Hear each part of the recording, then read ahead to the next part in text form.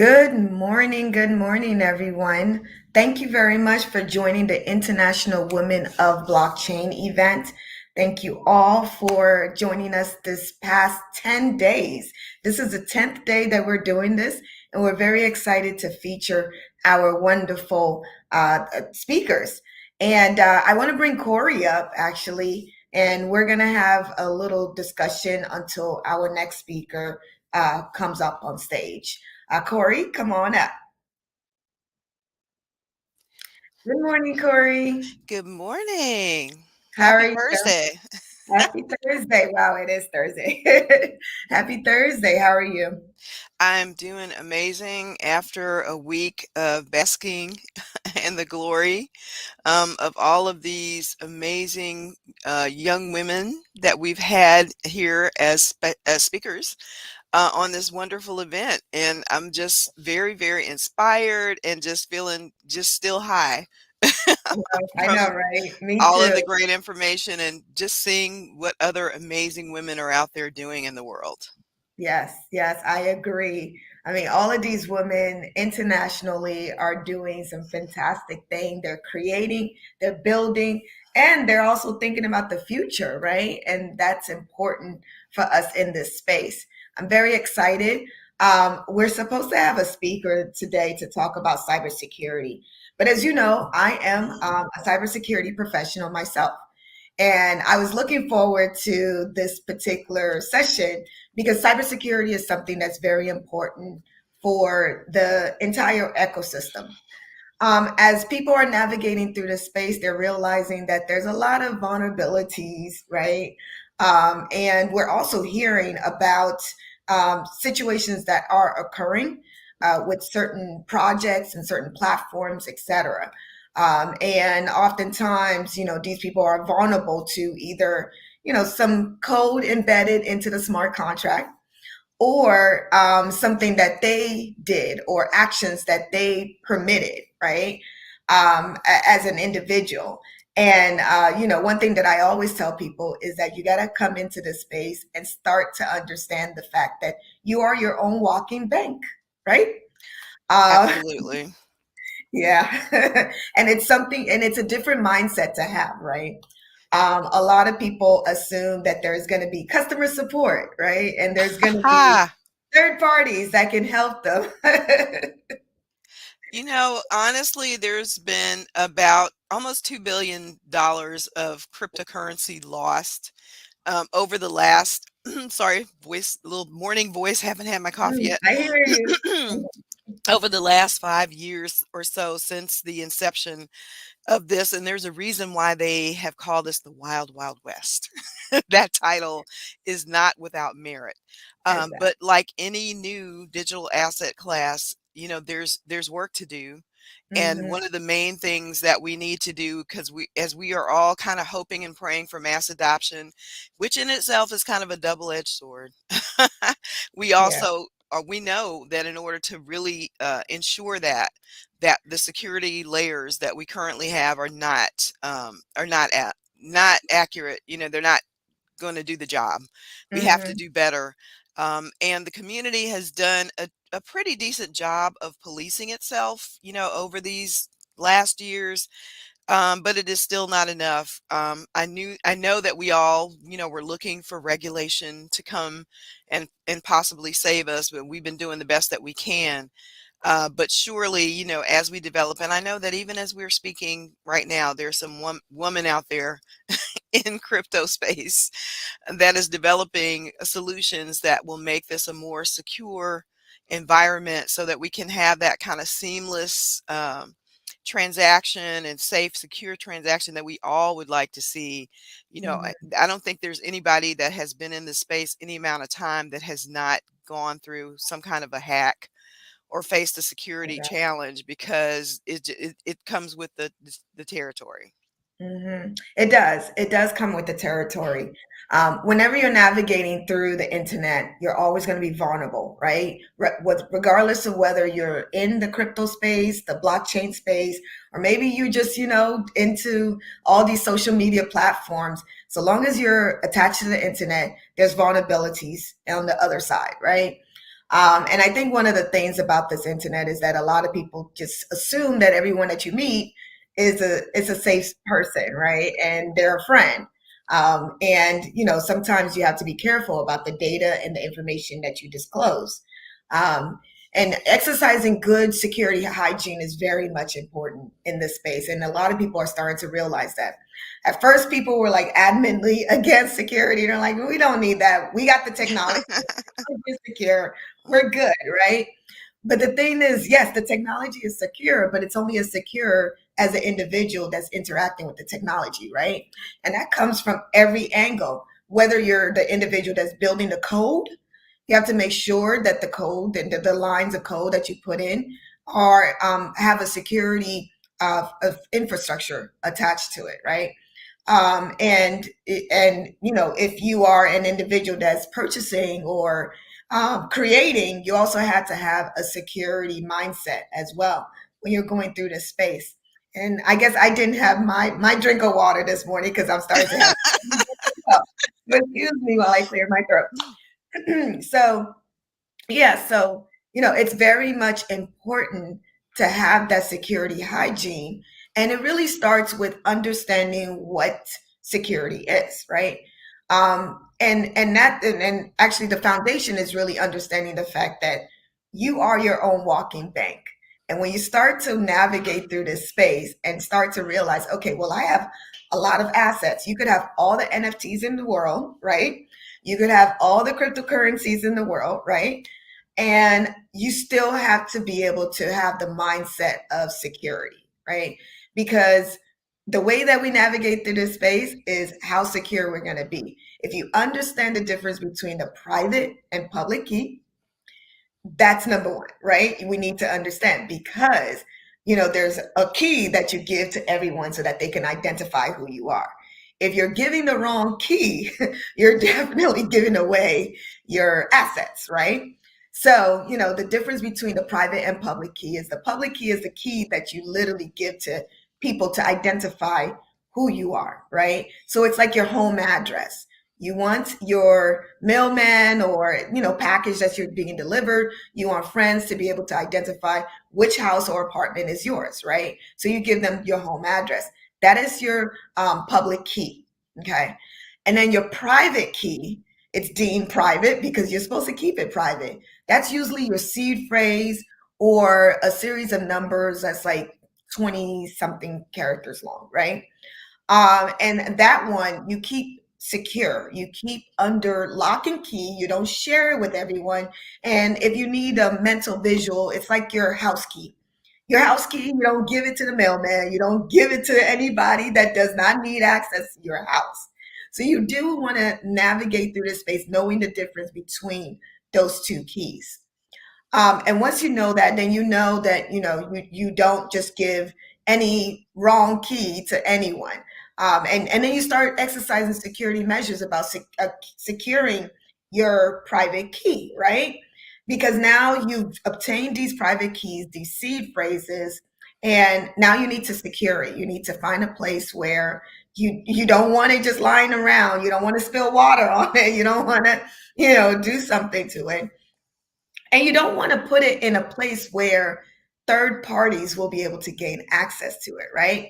And those places are like the cloud. You don't want to store it on the cloud. I feel like that's something that needs to be shouted because Mhm. there was an incident recently that Mhm. the FBI or was it the CIA? I forgot which one of the alphabets, right? Mhm. They were able to actually obtain someone's wallet simply because that individual put their private key in the cloud and assumed that that was the most secure way of storing it, which he or she later Mhm. found out that was the worst way of storing. You don't want to keep your private key on the internet. You don't want to keep it anywhere where people can um, gain access to it, right? The internet is a hotbed for all kinds of people. And some of those people guarantee they're smarter than you, right? And they can Mhm. gain access to your information if they want, if they try enough and if they want to. And you don't want to give them access. Another thing is don't keep your private or your seed phrase or your private key on your computer, right? We've had historically issues where, people store their private key and they were like the early onset adapters of Bitcoin, right? Right. And, they ended up throwing away their computer for some reason. And And millions of dollars in the process. millions of dollars.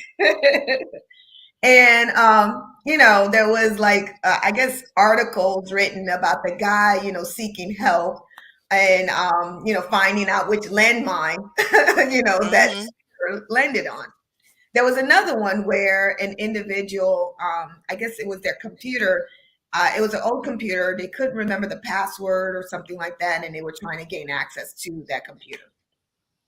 So, I would say do what's best for you, but also understand that things change in life, right? So if you're taking these elaborate security measures to secure your private key, make sure that when you get older, you remember, right? That you're not taking like some crazy stuff. Like I heard, one of the Winklevoss twins, Mm, the Winklevoss twins, that they took like some elaborate measure to like spread their private key, their secret mhm. all over the world or something like that. And I'm like, we do get older. We tend to forget things, right? And at the same time, like, you're building this legacy, right? Of wealth, we would assume, right? So in building this legacy, you want to make sure that your family members that you're passing it on to can do and think like you, right? So if they have kids and or they want, God forbid, something happens and they have to pass it on to their parents, just imagine what their parents would have to go through to try to identify what and where the seed phrases are all across the globe, right? So you do want to start thinking about, estate planning when it comes to this space, right? Because we are creating wealth. And also when you have that mindset, then you also try to, approach security in a different way because you want your family members to be able to access your seed phrase so that they can have access to the wealth that you're building. Yeah, you mentioned a really, really good point that a lot of people really don't think about in this space. I know that there are some companies out there that are trying to develop, again, this is also new, ways that we can help our loved ones do that, more Mhm, easily. But mhm, yeah, like you said, you have to have a trusted relative or, dear friend that you can, teach how to access if anything does happen to you and have it in your will. I do have mine in, once I got into crypto and I understood, what this was, I definitely went to my lawyer and had my will amended mm, uh, for the kids. And then I have, a couple of my daughters that like, look, this is not their thing, mhm. but they at least know some basics so that if anything happened, they could access my crypto. Yes, And you mentioned the whole bank analogy. When you think of security, think of it in layers. When you go into the bank, there's a security guard. exactly. If you go further back into the bank, there are vaults, Mhm. so there's all kinds of, locks before you can get to wherever the really big stash is. And we have to do that with our cryptocurrency as well. 100%, 100%. And, not to mention the securities that we don't even see, right? Hmm. At any given time, any bank is being targeted, by nefarious actors because that's where the money resides, right? Hmm. That's what they want. And they have several security measures. They have layers. They do their own testing to make sure that everything is secure. And it's layers upon layers upon layers. Some things are, a lot of these attempts are unsuccessful, but then sometimes some of them have been successful, right? But even with that, they still have security protocols that they've implemented and put into place. And their form of security, like you mentioned, it's layers and layers and layers, right? Because they understand the importance of the assets that they are in custodial of, right? And so we need to start coming out with that mindset and understand the assets that you're building are something that, eventually it's going to create wealth for you, right? And when you're navigating through this space, you want to make sure that you're not just putting yourself out there and not exercising the right security measure. Well, The just other, like you said about the nefarious actors, I just want to point out to people that there are people that wake up in the morning yeah, with the intention and go to bed at night thinking yeah, of how they can separate you from your money. exactly, That's in fiat, and that's definitely true in crypto.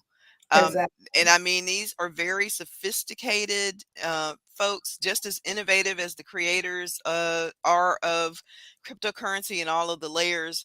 There are crooks that Hmm. use their powers for evil. They do. Exactly.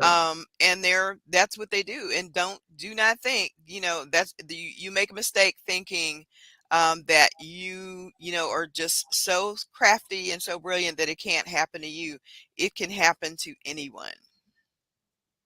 Yeah, no, you're right. You're right. And we got a first question. So are there any key storage that can be trusted?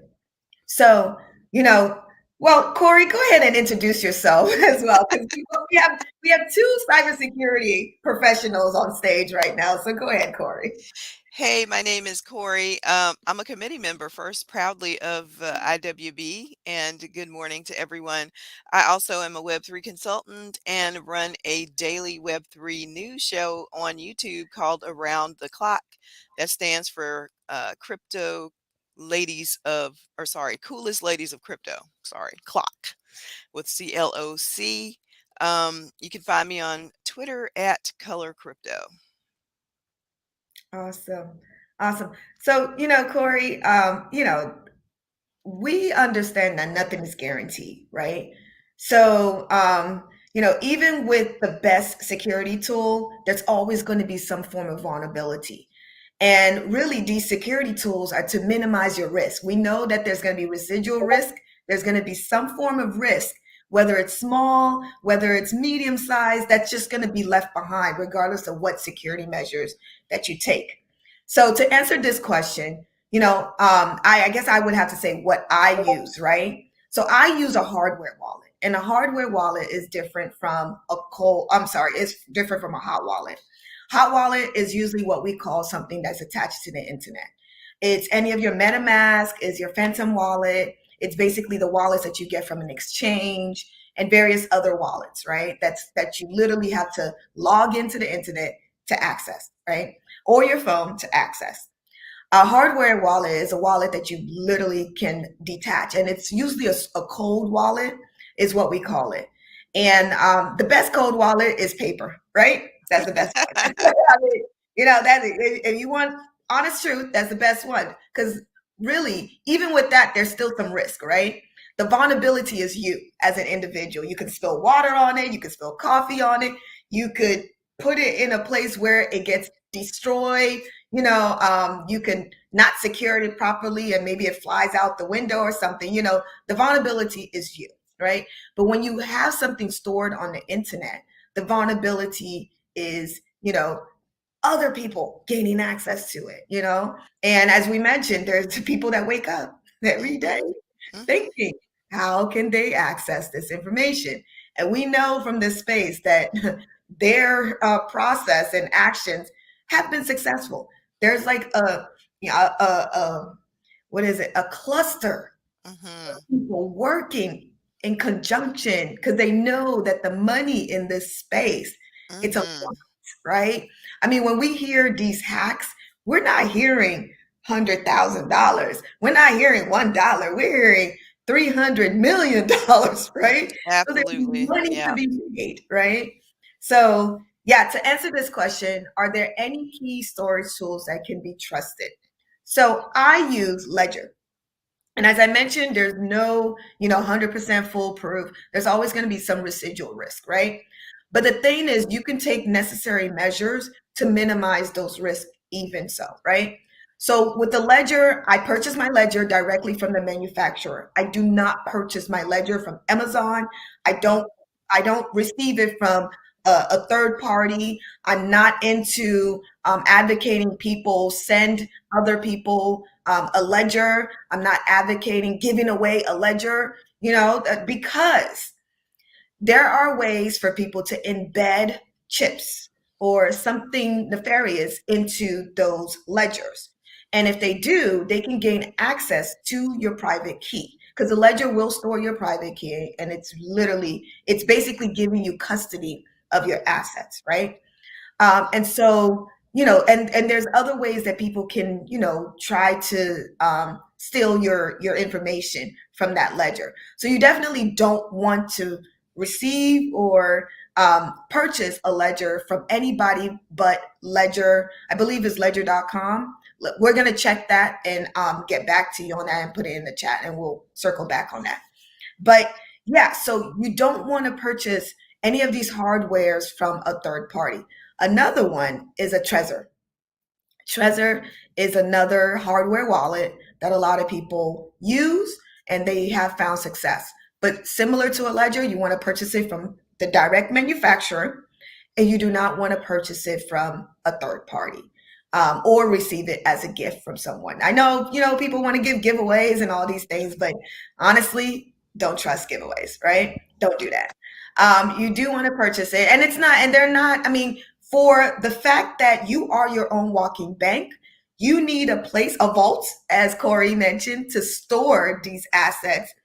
You do want to put some kind of money behind your hardware wallet, right? So you don't want to buy it from Amazon that's giving a great deal. You don't want to get it as a giveaway. You really want to buy it from the trusted manufacturer. And I mentioned those two because those two have been around for a long time. It's not to say that, there hasn't been news about, someone breaking into them or someone embedding some chips into them or whatever.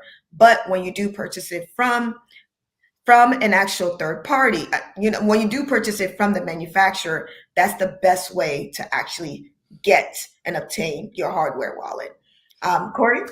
I absolutely have to agree with everything you said. That is also what I do. The best tools that I have are my hardware wallets. I have the Ledger Nano and the Ledger S. They're just, the difference is the space. For storage, you can store NFTs and crypto, or put both of your NFTs and crypto behind it. You can also combine your hot wallet and use the hardware wallet as a layer of security for the hot wallet, which is a great feature, especially done that with MetaMask. Mm-hmm. Now, you want to do that with things that you don't need like immediate access to, because sometimes Mm-hmm. there's a little bit of technical Yes. challenge with dealing with Discord and verifications for NFT projects if you have your NFTs behind a ledger. But Mm-hmm. you can navigate that. You can still navigate that. It just is, it's going to take a little bit of savvy. But once you get used to making transfers from your ledger to your MetaMask and back again, then it just becomes easier. But if it's Mm-hmm. something you're not going to touch, something that you're going to hold for the long term, then definitely cold storage is, I'm sorry, that hardware wallet, cold storage wallet is the way to go. Yes. Because, and just as Yinka has pointed out, I always try to get direct from the manufacturer. There was this horror story about people ordering ledgers off of Amazon, and the seed phrases were already copied. They were shrink wrapped, they were unpackaged and Mm-hmm. re-shrink wrapped, sent out, but the crooks had the seed phrase. So that seed phrase, as Yinka talked about, is everything. You got to treat that like the key to your house. Like she said, you would not give the key to your house out to any stranger passing by on the street. So the immediate thing that should happen, there should be a red flag that Yes. goes off in your mind if anyone is asking for that seed phrase for any reason. And these crooks, as I say, they know human nature, and that is, we are motivated by fear and by greed, by pain and by pleasure. So whenever you have a moment, and we've all had those moments with our cryptocurrency where we're trying to figure out a transaction, because some of these transactions can be very complex, girls. Mm, And they can seem like, oh, how do I do this? I have to do 20 things before I can access, XYZ. So you may go to a site that you trust or that you think is okay. You may be asking a question in a Discord room, on a Telegram. I do not recommend ever asking questions on Telegram, by the way. Um, or you could be just on a Twitter space asking questions, mm, and those folks will see your distress and they will target mm, you and send you DMs saying that we are the support for MetaMask or the support for X, whatever it is. We're the support team. Can we help you? In order to help you, we need you to fill out this Google form. And one of the questions on there is going to be, we need your seed phrase. Whenever you mm. see that, stop immediately. Never, no one ever MetaMask, any hardware wallet, any hot wallet, there or any blockchain is never going to ask you for your seed phrase. The minute that question pops up, it's an automatic scam. It's automatically in your mind. You should know, red flag, this is a scam. Exactly. No, you're right. You're right. That is a big red flag. And one thing that we say about the space, and that's why it's important to understand the nature of the space, right? We all talk about decentralization, and you're going to hear that word about a million times, okay? Decentralization is very important to all of us, right? And in this decentralized space, we're really focused on self-sovereignty. And self-sovereignty means there's no third party that's going to come and save you, right? Everything relies on you as an individual to be able to navigate through this space safely. And that's why there's a whole host of free education, whole host of people out there who are willing to just, give you the foundational information and then tell you do your own research. Do your own research, which is very much important in this space. So we don't want you to come out here and fall into the traps, even though it will happen. No amount of warning is going to stop, Right. someone from successfully targeting you. There's several different cybersecurity related tools and techniques that these nefarious actors use. One of them being social engineering. Now, in your regular life, you probably heard of social engineering. You probably gone through security awareness training several times, right? And one of the most popular social engineering that impacts everyone on a global level, not just in this space, but all types of industry, is phishing. Mm, Phishing. And these are emails that clearly are scams, right? But they're tugging at your emotions, right? They're asking you to take action. And they're written in a way that's constructed that will make you, want to take that action, right? We've known in the financial industry, there's been several times where someone wires, the wrong individual information or money, right? There's types of phishing attempts that makes it look like it's coming from the CEO, and the CEO is requesting money to be wired to this particular account. And people not wanting to question the CEO, they will follow the instructions, right? And then we hear next thing you know, $20 million is gone, right? And so in this space, phishing emails, it becomes very popular. Is a popular tool.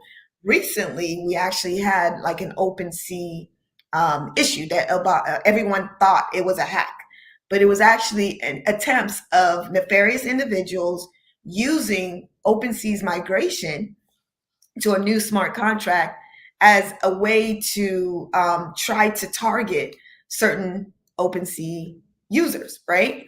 And so a lot of them got this phishing emails. I actually got one. I got one that I says, did too. congratulations. Congratulations. You won you could claim a board 8 yacht or some stuff like that, right? And, I just need to click, to within 24 hours and it could be all mine. And, and then they tell you like how much it is and what it costs and, in fiat. And it's like, oh my God, I can own this. But come on. In reality, Yeah. like if you really study these phishing emails, you definitely know that they are scams. If Um, it's too good to be true, right? exactly. Exactly.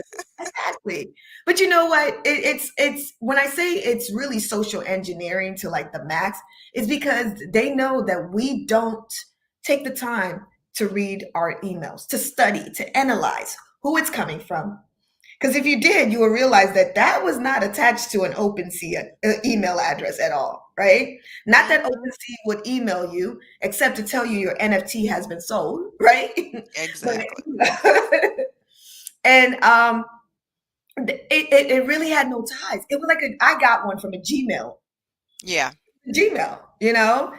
And then at the Yeah. bottom, they try to make it look like, it had the whole OpenSea official, links and all these things or whatever.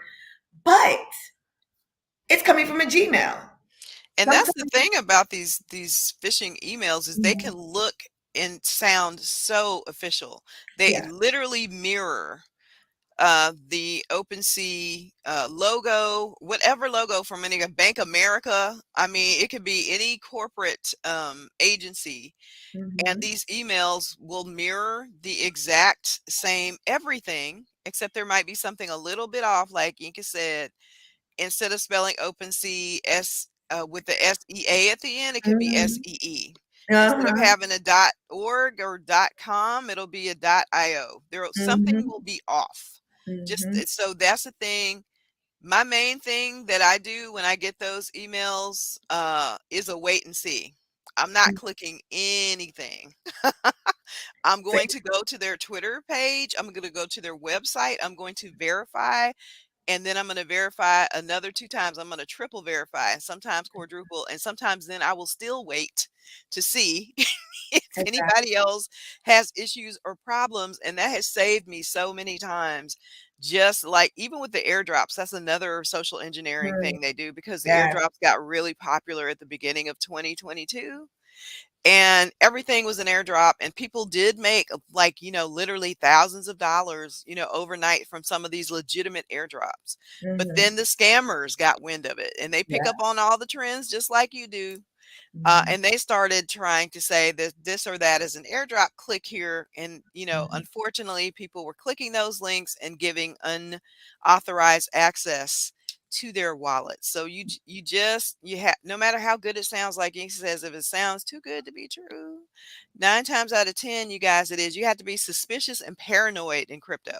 Yes. 'Cause you are a walking bank, okay? So just realize Right. there's Yeah. several people coming after you.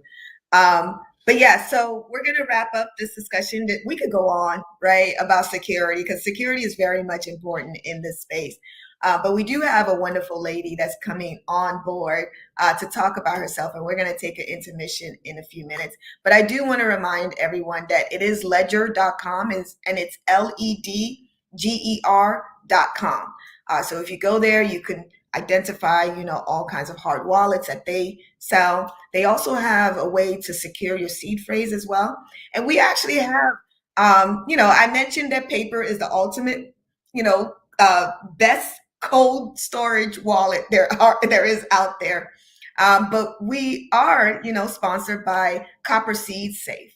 And Copper Seed Safe is, taking that paper and making it into a copper a plate, right? And then you could write your seed phrases there, so that way that particular device, or what is it, that particular medium Hmm. cannot get destroyed, right? So that's another option that's out there for you. There's several different options that you can use to keep your seed phrases safe and secure. So with that said, we're going to go into a 5-minute intermission, and Now, we'll I be right. believe we're going to need just a little bit more time before we do the intermission. Okay. All right.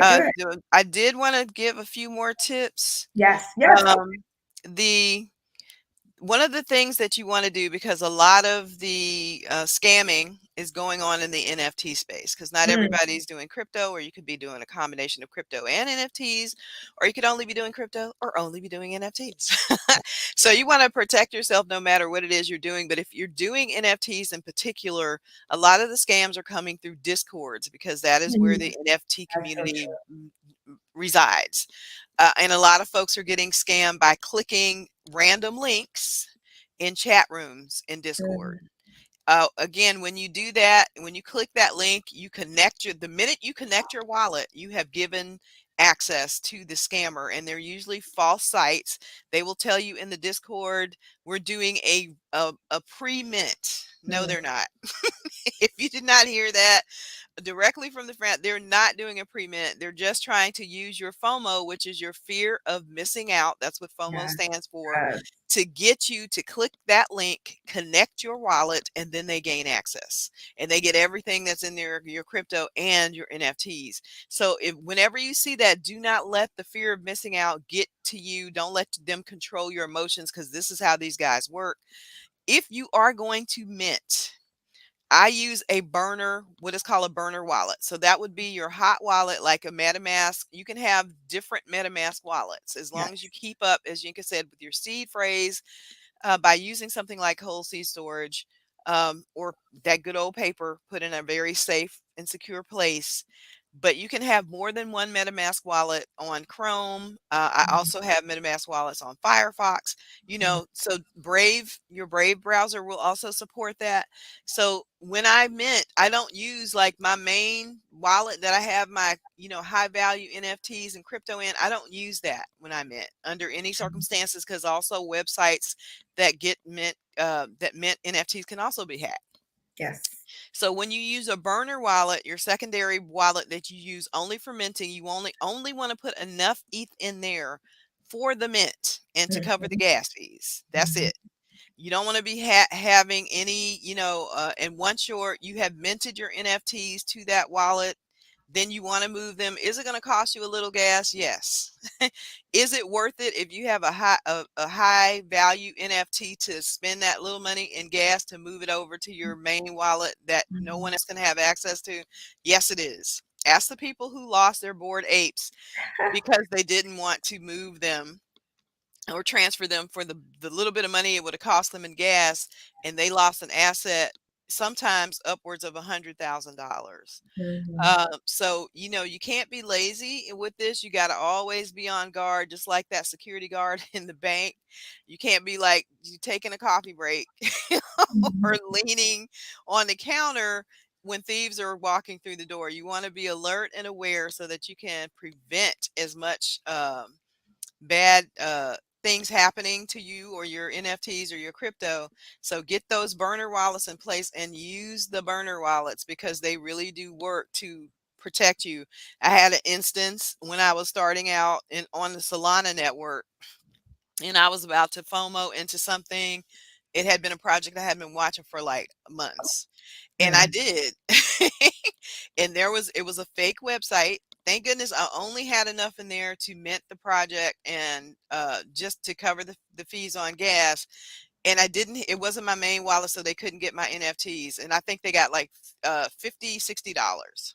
Mhm. And I learned from that. I learned from that experience. So that's the other thing. When you do get burned, when you get rugged, and that's what they call it in this space, when something happens to your crypto or your NFTs from bad actor, don't give up. Just get determined that you're going to do better. You're going to up those layers of security, and you learn from the experience, so that that doesn't happen to you again. Mhm. I totally agree with that.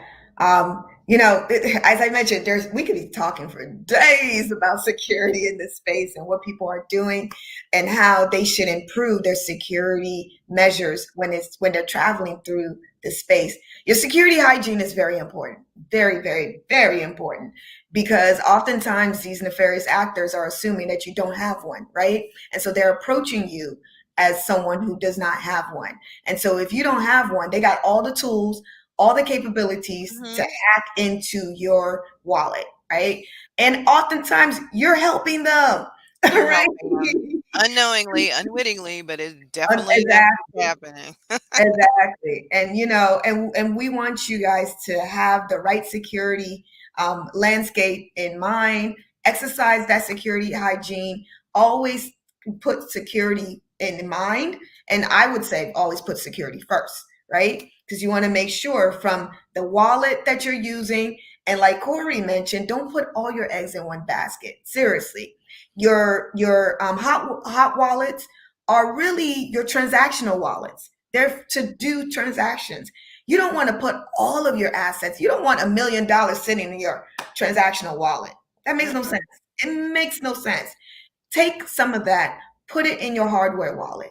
Like take majority, not even some, take majority of that and put in your hardware wallet. Even if you have $100, take majority of that, put in your hardware wallet. Seriously.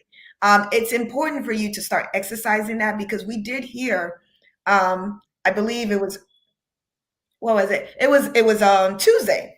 We heard one of the NFT artists that was actually susceptible to someone stealing their, getting access to their seed phrase, and they were able to take control of their wallet.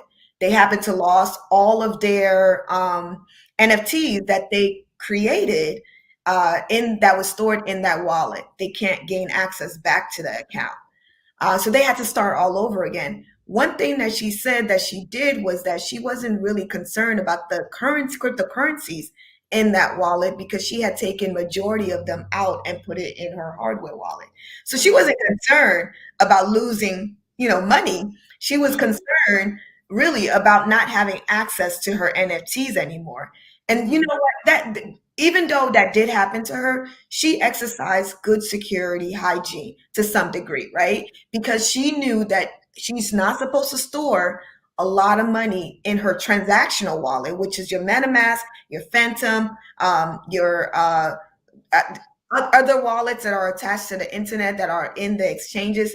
Transfer them into your hardware wallet, right? So that if something does happen to those wallets that are attached to the internet, it's only impacting you just a tiny bit, right? Right. It's not impacting your entire assets. Yeah, those are definitely words of wisdom. Be safe. Just if anybody's giving you instructions to click on anything, stop, think about it. Wait a little while, unless you are absolutely sure that those are from, they're secure, the Discord is secure. Never click on links in Telegram, y'all. Just don't do it. If you're dealing with an NFT project, make sure that it is actually the leaders and the developers of that project that are, giving you access to those links, and that you're asking questions when you go into those discords about the NFT projects and what kind of security measures the devs are taking to protect that community. And you have the right to do that.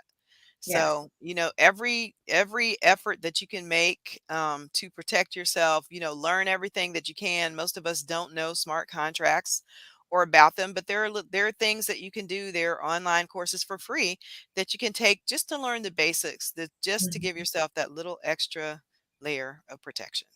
Exactly. And with that said, we are going to take a 5-minute intermission and we'll be right back.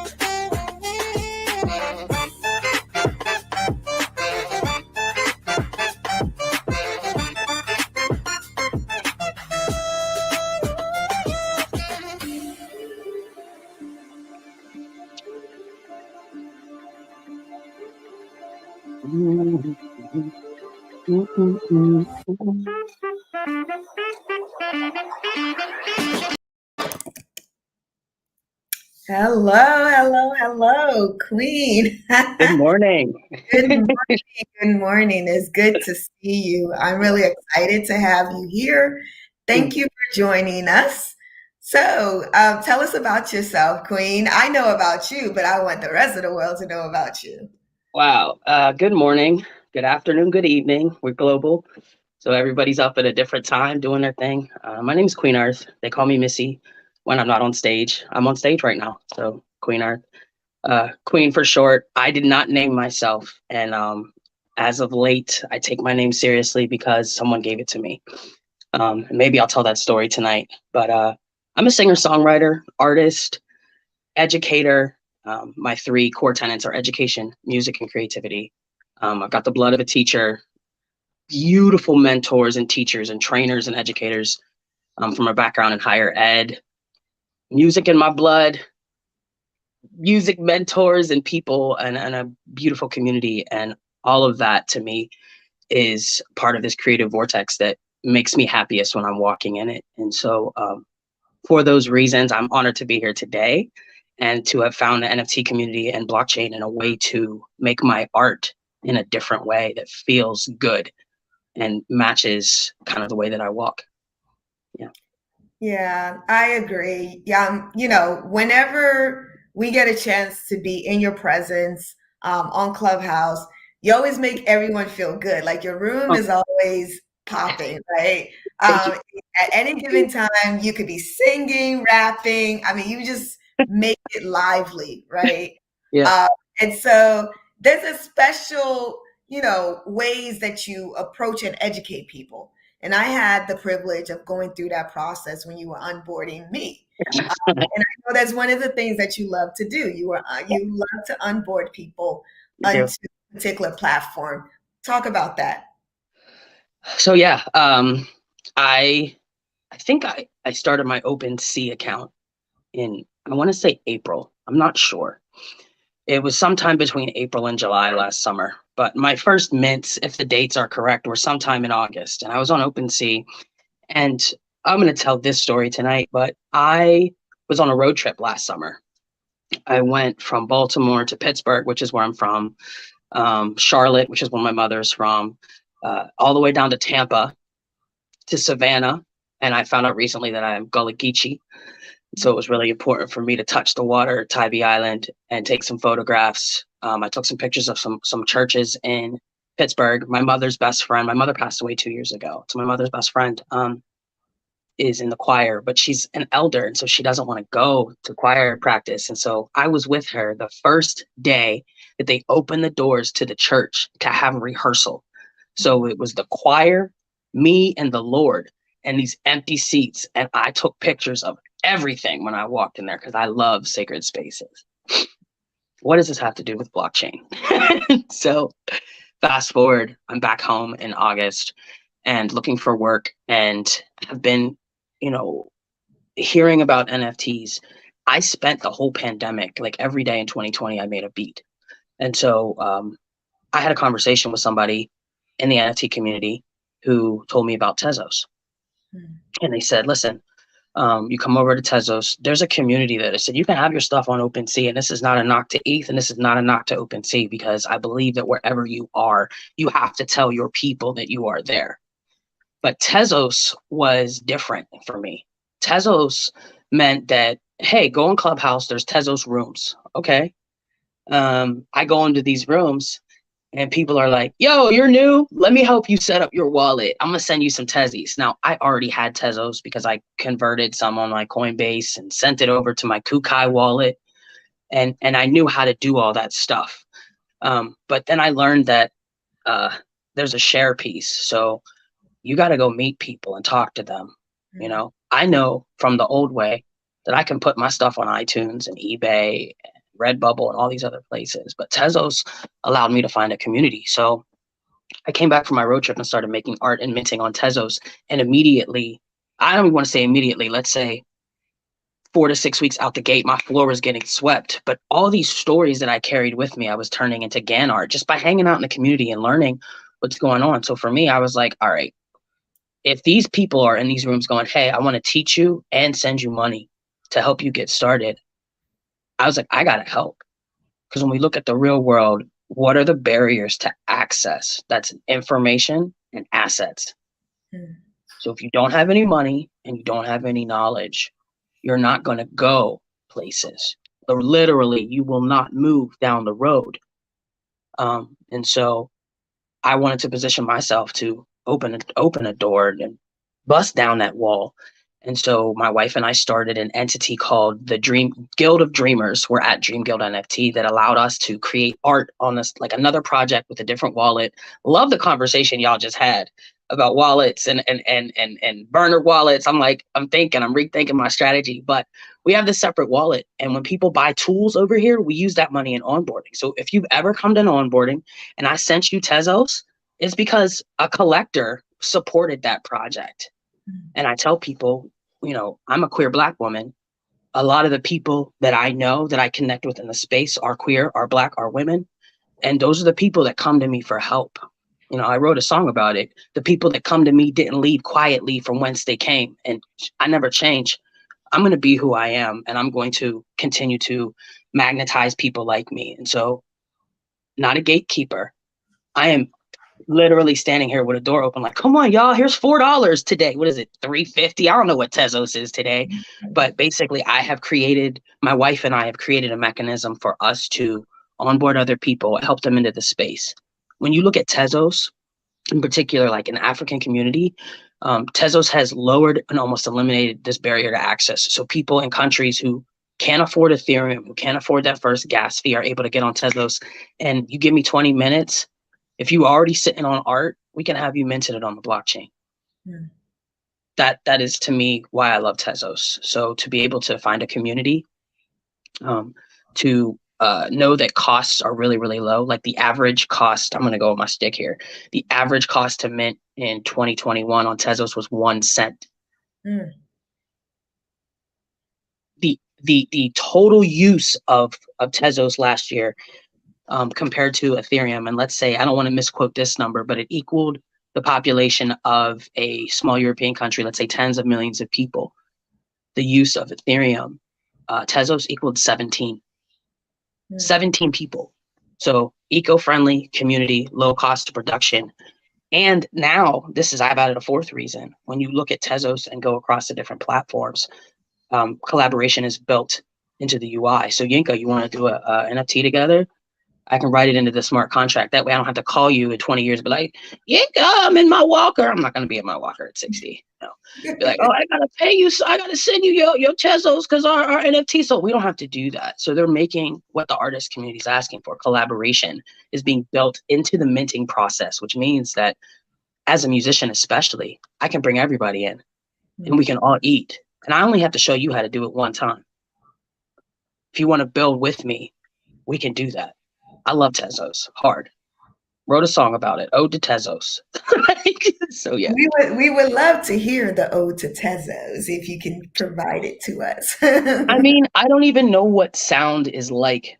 Like if I were to play it here, would it be the experience that you wanted to have? And that's one of my wishes for 2022 is to get my sound right, because I am a musician and I usually pull up with my DJ friend. But I can tell you the story of Ode to Tezos.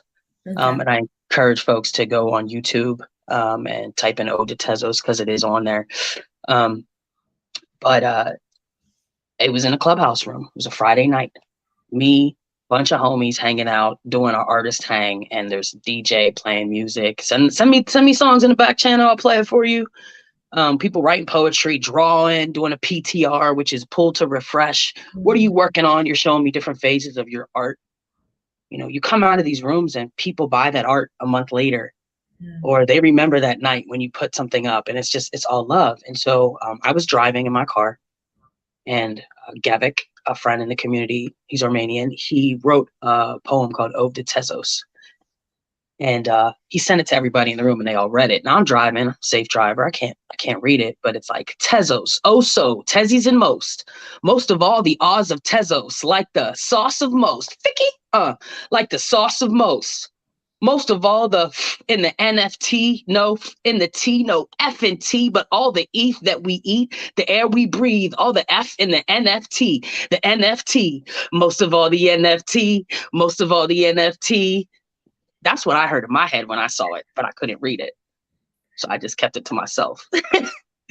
Now, Gavik circled back 2 weeks later, and I've been releasing music in the NFT space. And he said, I'd really like you to add a beat to this and try it out and just see what you can do. I already knew which beat I wanted when he sent it. And I was like, yo, this is crazy. Because I didn't say, oh, I knew. And we're vortexing around the room, and I didn't even have time to say like, yo, I really want to do this song. So I put it down in my studio. I made a beat in early 2022 that reminds me of Diggable Planets, which is what I said to myself. And when we played it for people in the rooms, they said, yo, this sounds like Diggable Planets, cool like that. I'm like, that is like the highest compliment you can give a 90s baby, 80s baby, 90s teenager. Like, don't do that. Boom,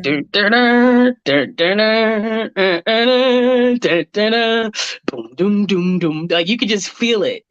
So I sent him the track. He loved it.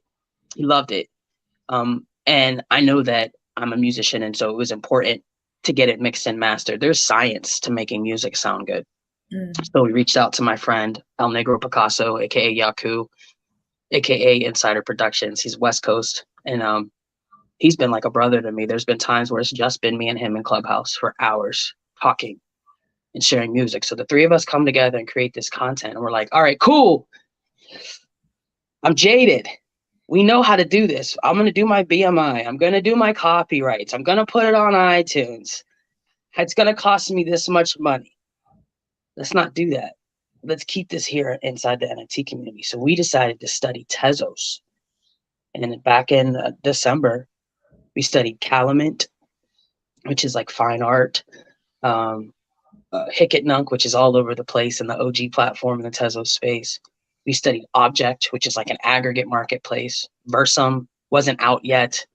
Rareables over there. We looked at the different capabilities on each platform, and we created a piece of content for each one. So we've minted the lyrics, we minted the album artwork, we minted the instrumental, and just had parties. We're hanging out.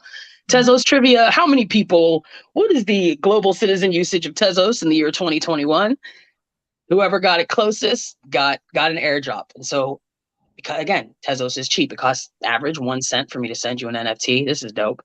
So we had like 30 collectors across the 4 tokens. And then when we finally dropped Ode to Tezos, we just made it rain in everybody's wallet.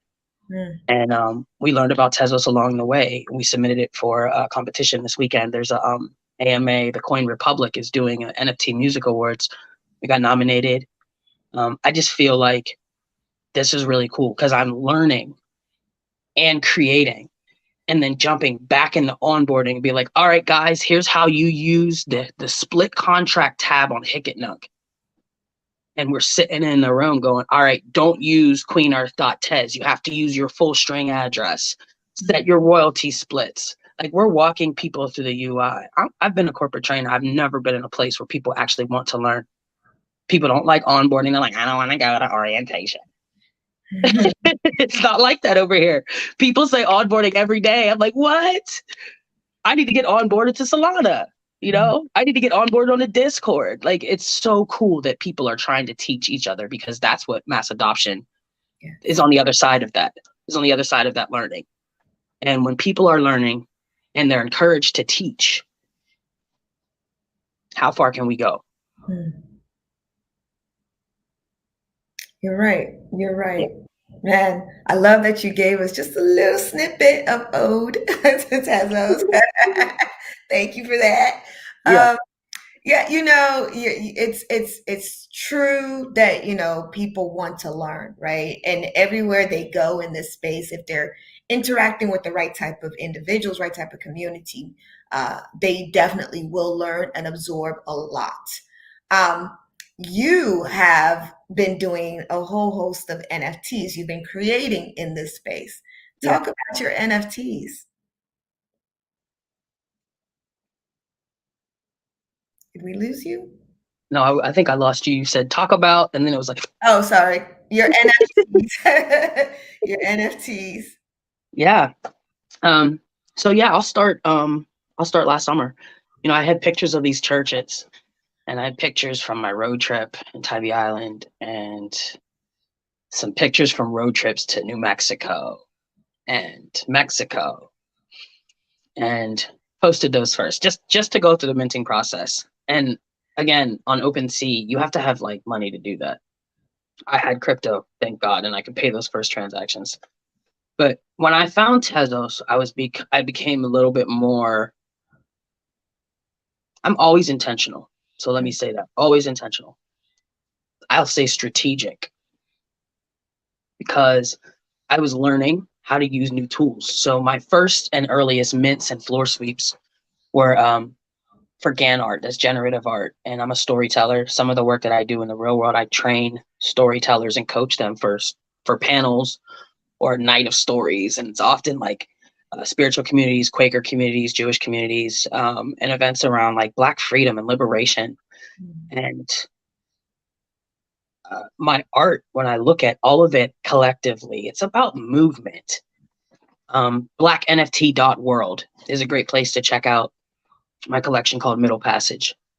I typed into this computer different images about the Middle Passage, American flag, Black bodies, baptism, cargo holds, come to the water. I saw white robes, black skin. I'll tell you, that computer jumped inside my head and just, I like looked at the screen. I was like, baby. And then I did another one. So there's 10 pieces and there's like 5 and 5. The first 5, I can't. It's like, what is this? The cargo hold looks like, how do I say this? It looks like the farm, the field where the people are working, but you look closer. Wait, that's not a row of food. That's a cargo hold. And the other one, it looks like the American flag is in the background and the cargo hold becomes the roots of what looks like a tree. Mm. But blacknft.world, I'm also a domain head, and I know Technical loves that. Blacknft.world is where I sit, middle passage. And then I found that Tezos artists don't like to charge a lot for their art, and I'm hoping to change that, because when collectors come over to Tezos, they're going to have more money to spend. And for those of us who've been in the space longer, and I say that, like, there's people who like, it was running around graduating when I was like, hi guys, how do I, what wallet do I use? Like, and they were here 30 days earlier to me, but they know everything. That's how fast it moves. But I went back to OpenSea and again, just doing some more road trips. And I created a piece called Jim Crow Monroe. And if you want to look at all of my art, it's at blacknftgalleries.com. You can walk through the space. And again, while I'm talking, folks who are listening, wherever you are, I urge you to, walk through the gallery while I tell these stories at blacknftgalleries.com. The first piece you'll see is Jim Crow Monroe. This piece means so much to me because it's my family's story. Mm. And my dream is that one day it will be in a museum in Union County, North Carolina, if I'm going to get specific with the universe. And maybe somewhere even bigger that I haven't even imagined. In 1958, my uncle was on the front page of the newspapers in North Carolina for something called the Kissing Case. You can Google it. Essentially, my grandmother worked for a white family in the area, and the children would play together. This is my uncle. He's like 8. He's older than that. My mother was 7. So Uncle Hanover's just a little bit older than her. And the little white girl that worked for the family kissed him on the cheek, and everybody went home. They're kids. Sitting around the dinner table with her family, and this is how I envision it. This is how it's been kind of told to me, or how we imagine it, because we weren't in the house. But the father got wind of what happened and basically went to my grandmother's house with a gun and dragged my uncle out into the street. It was almost a lynch mob. He's lucky to be alive. He's a big kid now. I love Uncle Hanover. He's like 6'5", just a big kid. But it's made international headlines. And there's we're lucky to hear the stories that we do hear about Black history, especially because of what's been erased either intentionally or, intentionally. I'm just going to leave that there. Yeah. Who has been silenced. So I'm obsessed with, as a queer Black person here on planet Earth, I know that people like me have been silenced over eons, and that's why I want to read our stories. Like, this is called Womanist Midrash. It's about women in the Bible. My rabbi friend gave this to me. I'm going to tear this up. I'm going to tear this book to pieces. I want to know whose stories have been silenced. So I made this Jim Crow Monroe piece because I want to share this story with the world of what happened to my Uncle Hanover and what happened to my family. My mother was 7, so imagine the trauma that was a part of that. I feel like I was there because I was technically, scientifically, an egg in my mother's womb when she was experiencing these things. And I think about trauma and how we pass that down and what art can do to heal. So that piece is one that I'm most proud of. Hands down, Jim Crow Monroe. I want to tell Black stories. I want people to think. And I think that was one of, not the last, but it was a piece where I wrote a lot because there's NPR interviews. My grandmother was on Oprah. She don't wear glasses, but Oprah thought she should. This story has been attempted to be told, but I'm excited that I was able to release that, and it felt really good to make that art. The background is generative. I typed in a story. And there's a greenhouse in this picture in the upper right-hand corner. My sister and I had the same dream about a greenhouse in Monroe. And I'm sitting here trying to, just playing with Gan art, trying to see what I can do. I took a picture from the newspaper of my uncle and put it up there as to use in the rendering, and then typed some other terms. And a greenhouse came up on the computer. I said, jumped in my head, who told you the house was green, computer? I didn't put greenhouse. I just wrote I don't even know, probably like Black people leaving the land or returning to the land, because I want to buy land in Monroe because I'm petty. Let's full circle, bring this all the way around and let me do my ancestors justice and live and return to the place where we had to flee. That makes my soul shake. So That's what I want to do with these NFTs. So that's Jim Crow Monroe. Another piece is at the other end of the hall in blacknftgalleries.com, and that's Dreamer Handbook. Now you can go see Dreamer Handbook, the full joint, at dreamerhandbook.com. I sliced that into about 9-12 pieces and put it all over Tezos because there was so much there. Dreamer Handbook is about like me becoming the GAN, an idea that was inspired by a friend. By the way, if you have any questions, I can talk for a long time. No, I'm writing down all of these sites so that we can share it with our viewers later and put in our Discord. So I'm paying attention. I know everybody. Awesome. Thank you. I'll go in. So yeah, if you go to dreamerhandbook.com, you can see the full piece. But this one is important to me because it helped me to start bridging the gap from the past to the future. When I think about blockchain and technology and these spaces, there are often people that are here first, and they often don't look like me. They don't look like you in like many different ways. And so for Dreamer Handbook, if I became the GAN, instead of me explaining everything in my head, like I often do, I wanted to make people think. And so I listed all of the images that I searched for to piece together this collage. And it's been really cool to meet other Black collage artists, either in the space currently or to go like into the past. And I can't sit here and name them. I'm reading a book called Who We Be by Jeff Chang. It's pop culture history and post-civil rights America. He's naming all these art movements, political cartoons. He's killing me. So I'm just like writing things down like you, and I'm gonna go do my research. But I didn't realize there's so many Black collage artists who are doing what I'm doing. And have been for a long time. And that's pretty awesome because there's a space for me, right? There's a space for us and our stories. We are out here doing this work. So for Dreamer Handbook, I just listed everything, and I'll go through some of the things that stand out in my head. In the middle of the image, there are Black hands on a steering wheel at 10 and 2. Because that's what you're supposed to do if you get pulled over. And put your wallet on the dash. No wallet on the dash, but on the dash is the green book. Like I said, I like to take road trips.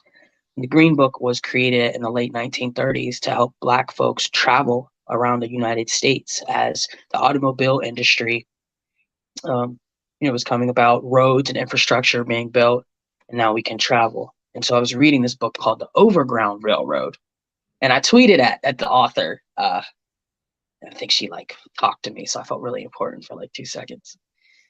Just told her that her book inspired this piece of art. And the book talks about different things that Black folks had to do or not to be safe.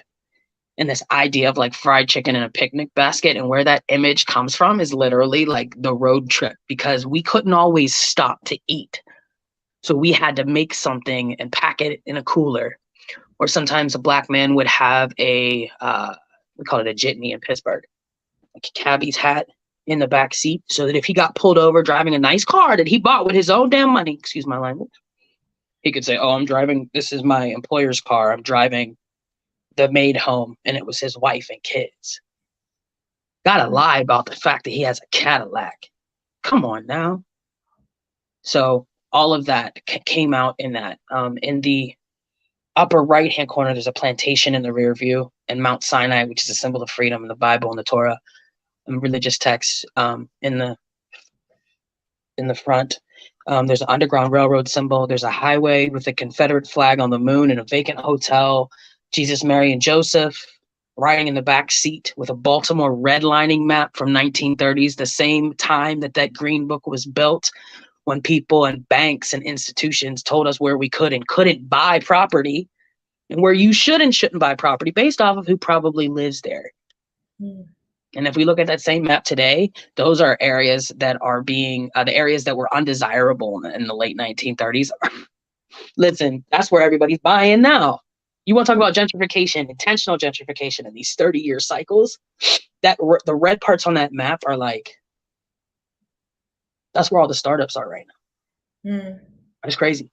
So Dreamer Handbook is for all of us to kind of sit and talk and look. And I have people say that my art is controversial because it has like the N-word on it, or the N-word and terrible words in other languages, but I didn't write that. These are newspapers. Mm. These are images from our past.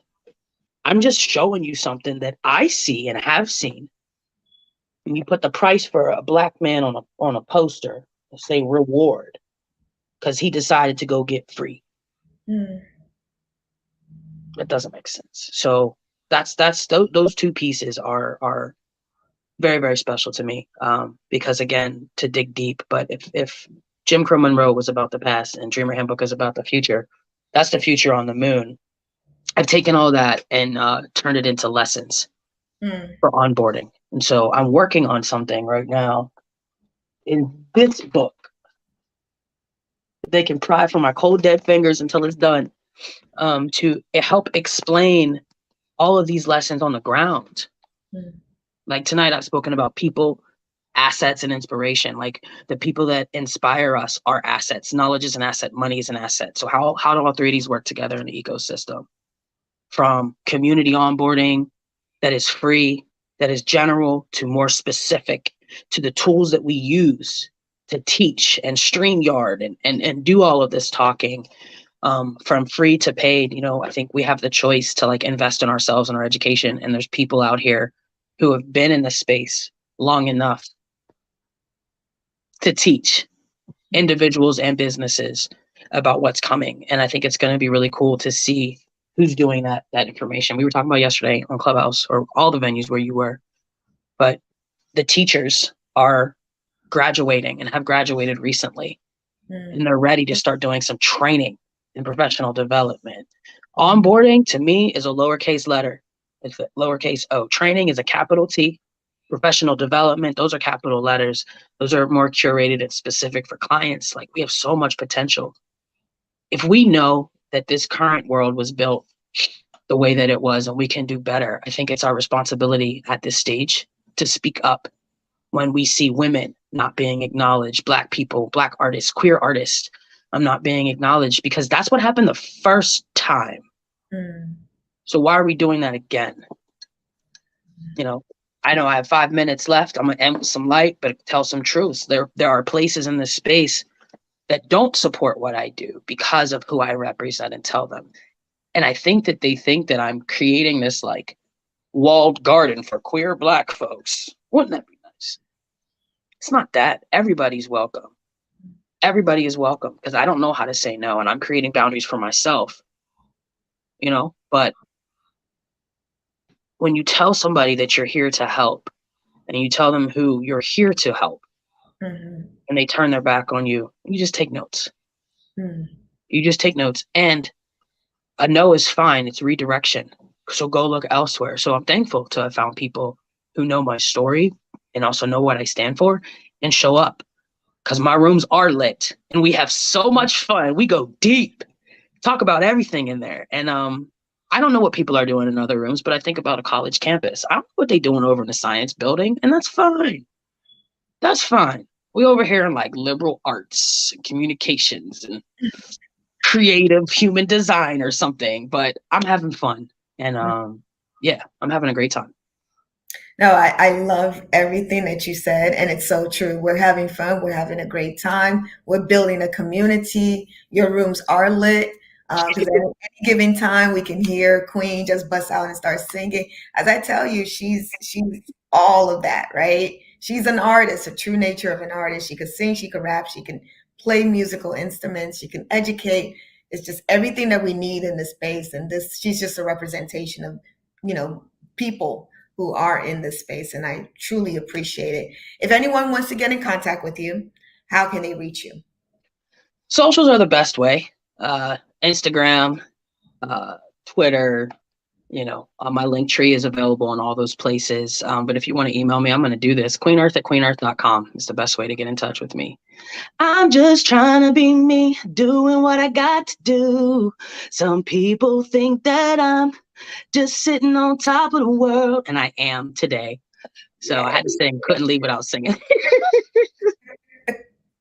Thank you, Queen. Appreciate it. You are on top of the world, just like all the women in this space. Thank you very much. Really appreciate Thank you so much. it. Thank you. Absolutely. All Awesome. right. We will come back in 5 minutes.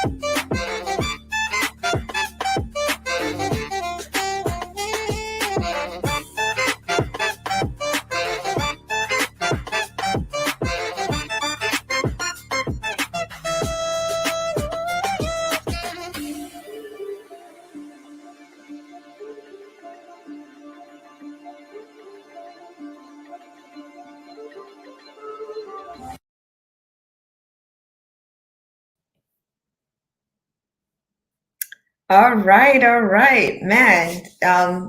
We've had a productive morning so far. We got a chance to talk about cybersecurity, which, as I said, we can go on for days with cybersecurity.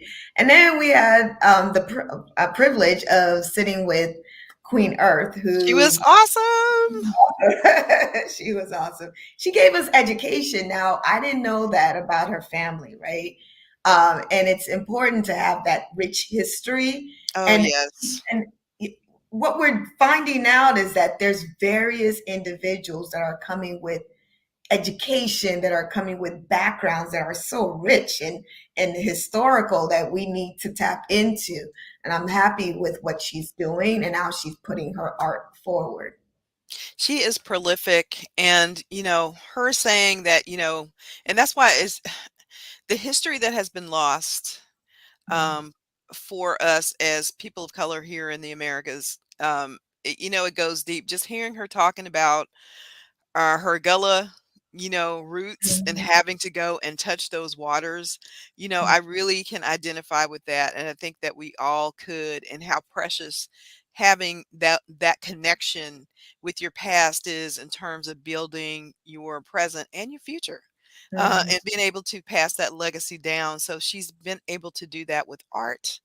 Yeah. Art is definitely a reflection of someone's soul, and she, definitely embodies that so eloquently. I absolutely loved that last interview. I was Yes, smiling from ear to ear the whole time. I know, me too. I could. I was trying not to look like I'm cheesing, but I'm like sitting there with the smile on my face. As I told you, she's a personality, right? And she's a brand, and when you're in her presence, you can't help but to smile and cheese because she provides everything from her heart, right? And she's all about educating and making sure that people get the right and proper introduction, onboarding, as she likes to say, with the small case O, into this space. And I just have to commend her. She sang for us.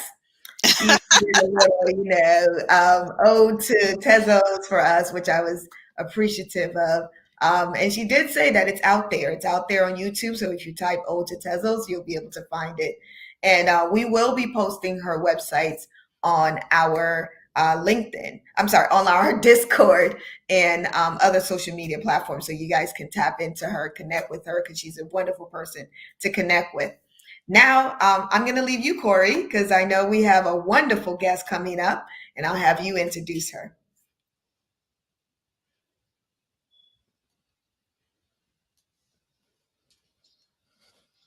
Hey, you guys, I think she's preparing. So just kind of bear with this. This is a new tech for a lot of our guests, but that's very, very cool. The next guest we're going to have come forward is a prolific artist in the NFT space, another wonderful artist bringing their talent to this Web3 space that we're in. Digital NFTs are going to be and are becoming all the rage for 2022. Pioneers in the space are popping up, and I'm so happy to see that they're women of color, a lot of them. So we're going to be talking with one of those prolific artists. Her name is Jazzy. She just released a new NFT album called uh, Feature. So we're going to have her tell us all about that, kind of intro herself, and tell us what she's up to. Hey, Jazzy, welcome. Hi, I hope that you're doing well. I'm doing awesome. I'm so happy and grateful for each and every day. I've been on this super high for International Women's Month. So it's been so great and I saw you, I've seen you in spaces, in Twitter spaces many times, and love what you had to say and interacting with you. How are you doing today, and how have you been feeling during this International Women's Month? I was adjusting my microphone. It's been really good for me. I think that because I just came to this space and because I'm brand new here, I still have like that fresh baby scent. um Everything and everyone has been nothing but open and loving and just warm to me. And I know that it also is partially because of the reciprocity. Like you said, you always see me in spaces. Mm-hmm. I'm always there, just making sure that I'm supporting people in the way that I would like to see them show up for me. And so, yeah, it's been great so far. And I'm just super excited about this month. Every single month.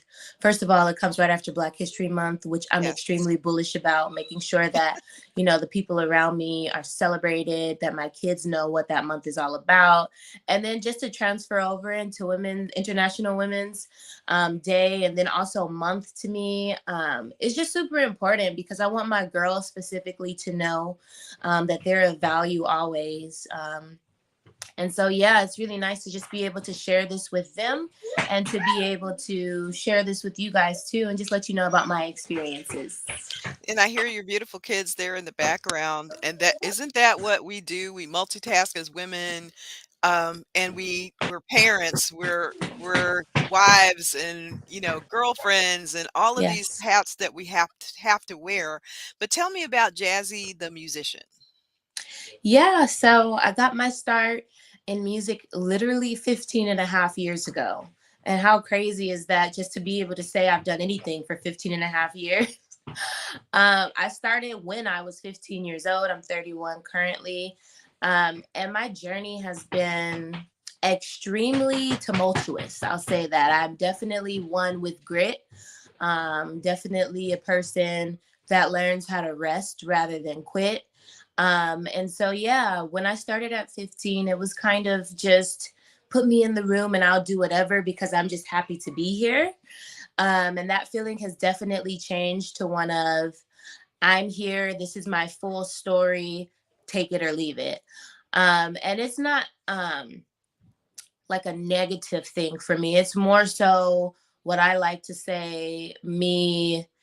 So it's what I like to call really being persistent about the boundaries that I have now, specifically as like a woman in this space. A lot of times, people count you out. People automatically assume things for you rather than giving you the chance to choose, and rather than, letting you be the judge, or at least just they don't give you the space to prove yourself.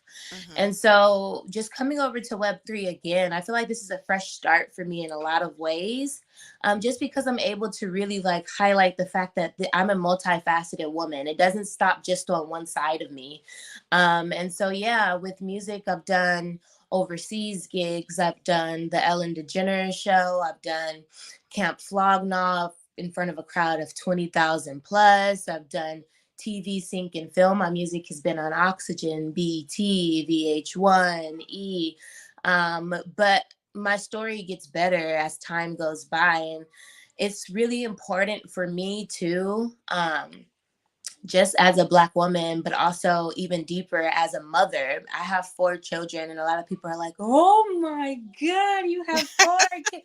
And I'm like, yes, I have 4 kids. And it's important to me because I want people to understand, like, if you hear, for instance, noise in the background, it's because I have a house full of kids who are living their best life. Or, I want people to know, like, if I can't, be there at that time, this is probably why.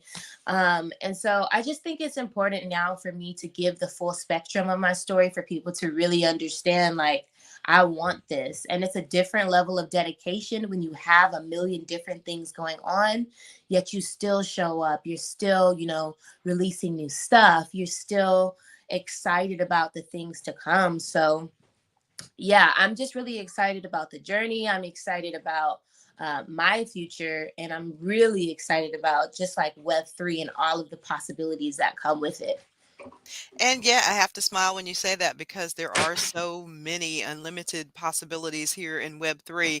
And I totally identify with your story and your struggle as a mom of 4. I also have 4 kids.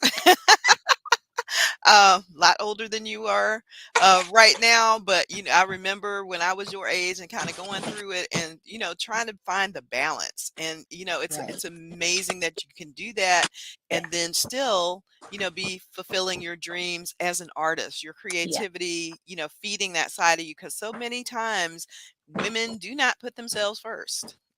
Right. And that was me for a very long time. I can't even, that's why I stress rest and don't quit, Oh because I yeah. can't tell you how many times I've said, I quit. Like, I just can't. Like, this is too much. Like, there's absolutely no way that I can balance these things by myself. No one understands what it's like to have to literally like breastfeed your child because they only take your actual breast instead of a bottle, but then you Yeah. have a studio session that's 6 hours. Like, I was like, no one understands me. This is crazy. Like, my goals just have to be to push to the wayside. And that was me for years. I really did take a long break, about from 2014 until really 2020. And it wasn't like a break where I quit music. It was just I was doing things in the background that didn't require me to be fully present. It didn't require like glamorous jazzy. It just required me to show up in the studio. I could go in my hoodie, I could go in my slides, I could go at 1 a.m. when all the kids were asleep, and I could record, and then I could shoot it off to a network and be done. So I definitely pivoted in that way, just while I was trying to figure out like, what actually do I want and how can I figure this out and, still be able to be that mom and still be able to, heck, even show up to my 9 to 5 every single day. Like, it's definitely been a journey, and I really still haven't figured out like a full groove. And that's why it's really important to me to try everything. And so again, I'm just excited about Web3 because there's no no's here because you're doing it all yourself. So as long as you can figure out, what you want to do and how to tell your story, there's no one here to tell you no. I love that. And absolutely, understanding what you said about, rest, but don't quit.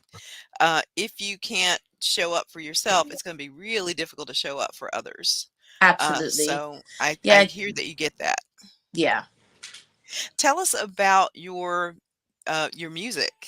Like, is there a certain genre or style that it fits into, or are you pretty eclectic? Yeah, I'm definitely what I call a multi-genre artist, but that's just because I have done so much work with networks again and with sync placements. And you have to be able to do what they ask. You have to be able to sing a rock song. You have to be able to sing or translate like a song from French to English.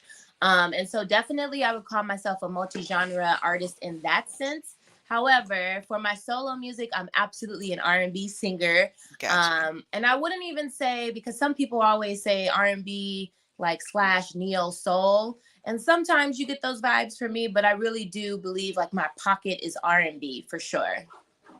Okay, tell us about Feature. What was the inspiration for that? What is the vibe Yeah, like? so I don't have an actual project, but the last drop that I did was called Intuition. And that was an amazing drop. It was released about 2 weeks into my journey into Web3, and it sold out in 3 hours. Nice. It was just crazy, the support. I had never experienced that. Again, my experience in Web2 is extremely jaded. And so just to come over to Web3 and these people like show up for me in 2 weeks was just crazy. So after that happened, I released it on digital streaming platforms for Web2 on February the 14th. And the feedback has been wonderful. It's been beautiful. And now I'm working on a new release. It's coming this Friday, actually. I'm very excited about it. And it's called You Are. And this song is just extremely special to me because I didn't even know it, but it was a practice of manifestation. And I know that's like a super popular word these days. Everyone is manifesting something, right? And there's absolutely nothing wrong with that. It's beautiful. But when I wrote this song and recorded this song, literally in 2010, I believe. When I wrote and recorded this song, it was really crazy how it happened.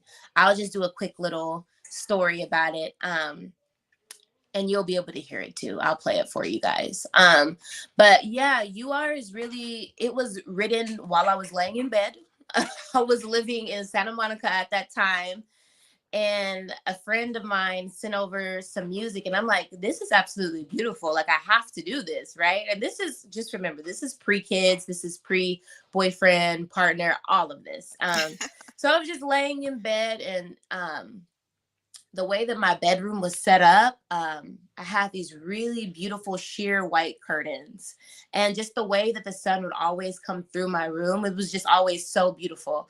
And so like the sun was literally shining through those curtains, and I just started writing. And so you'll hear, when you hear the song, the sun shining through these walls. That's how it started. And I say like, it's got a lot to do with you. You make me smile through and through. You are. And I'm just talking about what I want in a partner, what I believe love to be, just kind of really singing about the things that I deserve. And I had no idea that that was literally me manifesting, my future. And so it's just a really special song to me.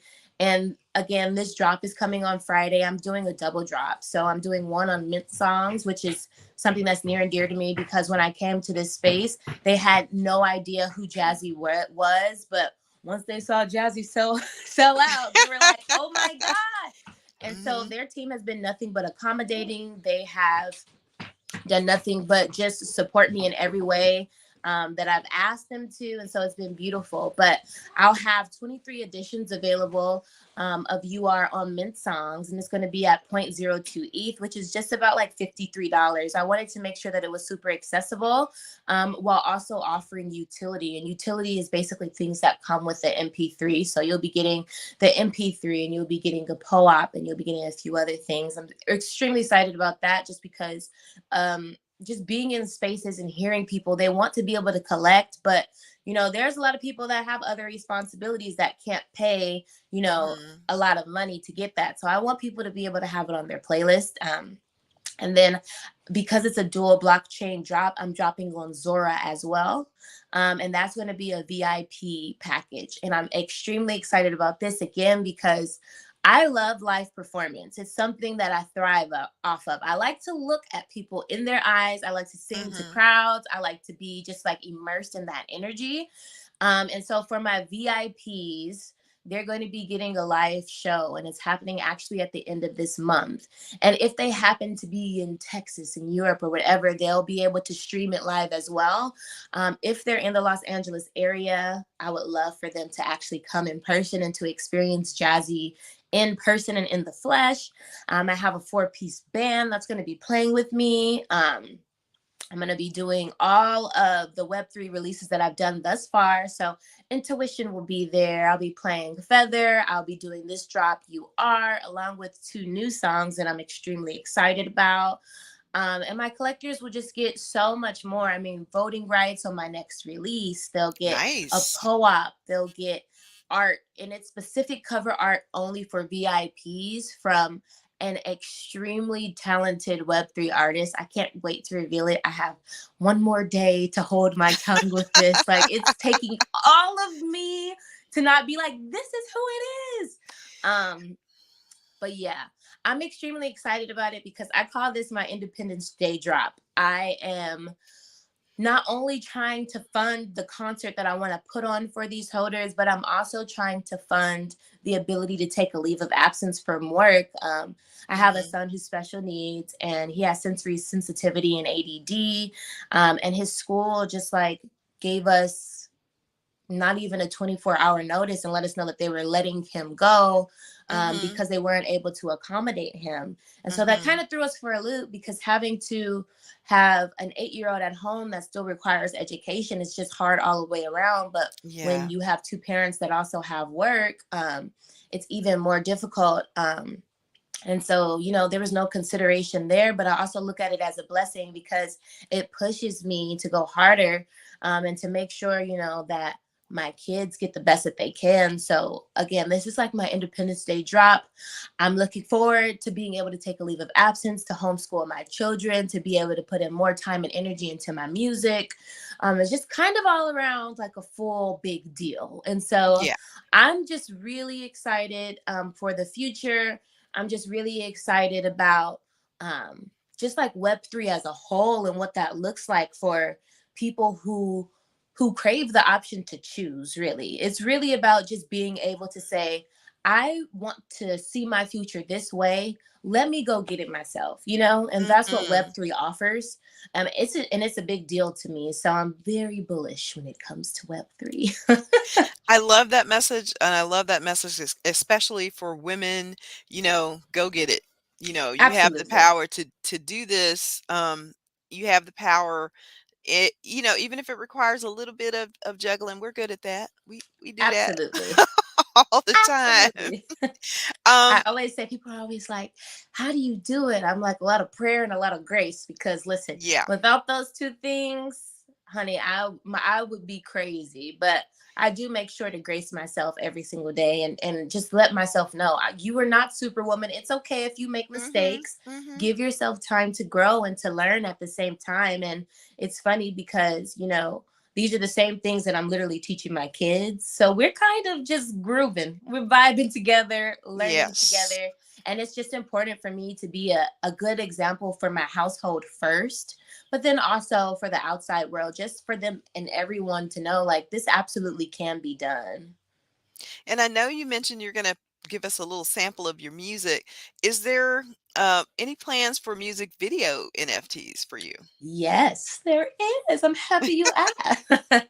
Yeah, so this live performance is actually going to be minted. So it's a big deal to me because I haven't seen it done thus far, and maybe it has been done. I don't want to misspeak or anything, but um the plan and the vision is this. I am going to be playing 5 different songs in my set at the end of this month with the VIP holders. They'll be the only people to actually see it all come together in combination and as a full show. But what I plan on doing is releasing each single and then also releasing a live performance video with it as well. So it's going to be one of one of one of one of one. And the more that you collect, the larger the picture becomes and the more the full picture will actually make sense. Of course, you can have, one live performance edition, but again, the more that you collect, the more concerts you get, and the full picture is then revealed. So it's super cool. I'm really excited about it. I had first started working on a visual for Intuition, my last release. It didn't work out. My editors were just not, it just wasn't the vision that I saw. But for me, I'm the type of person, listen, I'm all about pivoting. I'm all about, okay, no problem. It didn't work out, but I'm not about to pout about it. I'm going to pivot. So that's exactly Yeah. what I did. I'm like, let's focus on UR. Let's focus on getting the word out. Let's get people excited about what's to come. And so, yeah, I'm super excited about this. Like, every single day I wake up, I'm like, okay, what do I have to do today to make my visions come true and to make sure that, listen, at the end of this month, I can talk to my employment and say, I will be back once everything is settled and once I have my son in a place where I feel comfortable leaving him and, making sure that he's okay. So, yeah, I'm just super excited about what's to come because what I do know is when you have a vision and when you speak that vision and then when you put the work behind that vision and the faith behind that vision, you cannot fail. And so I'm not going to fail. Girl, absolutely. I hear you, Jazzy. I love your faith. I love your vision. I love that. Thank Don't you. pout, pivot. I'm gonna use Hello? that, girl. I'm using that. Let's get a sample of the music that Yeah, we can sure. that we're all gonna collect. Yes. So this is You Are. And I hope that you guys enjoy.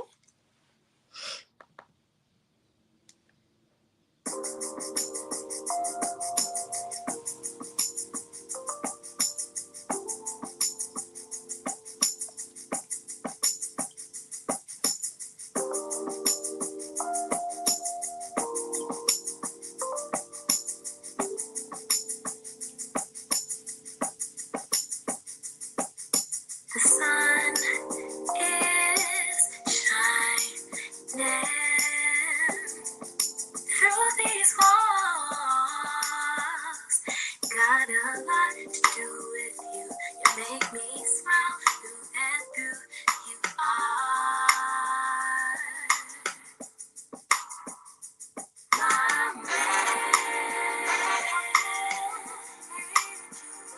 best friend. Of my lover.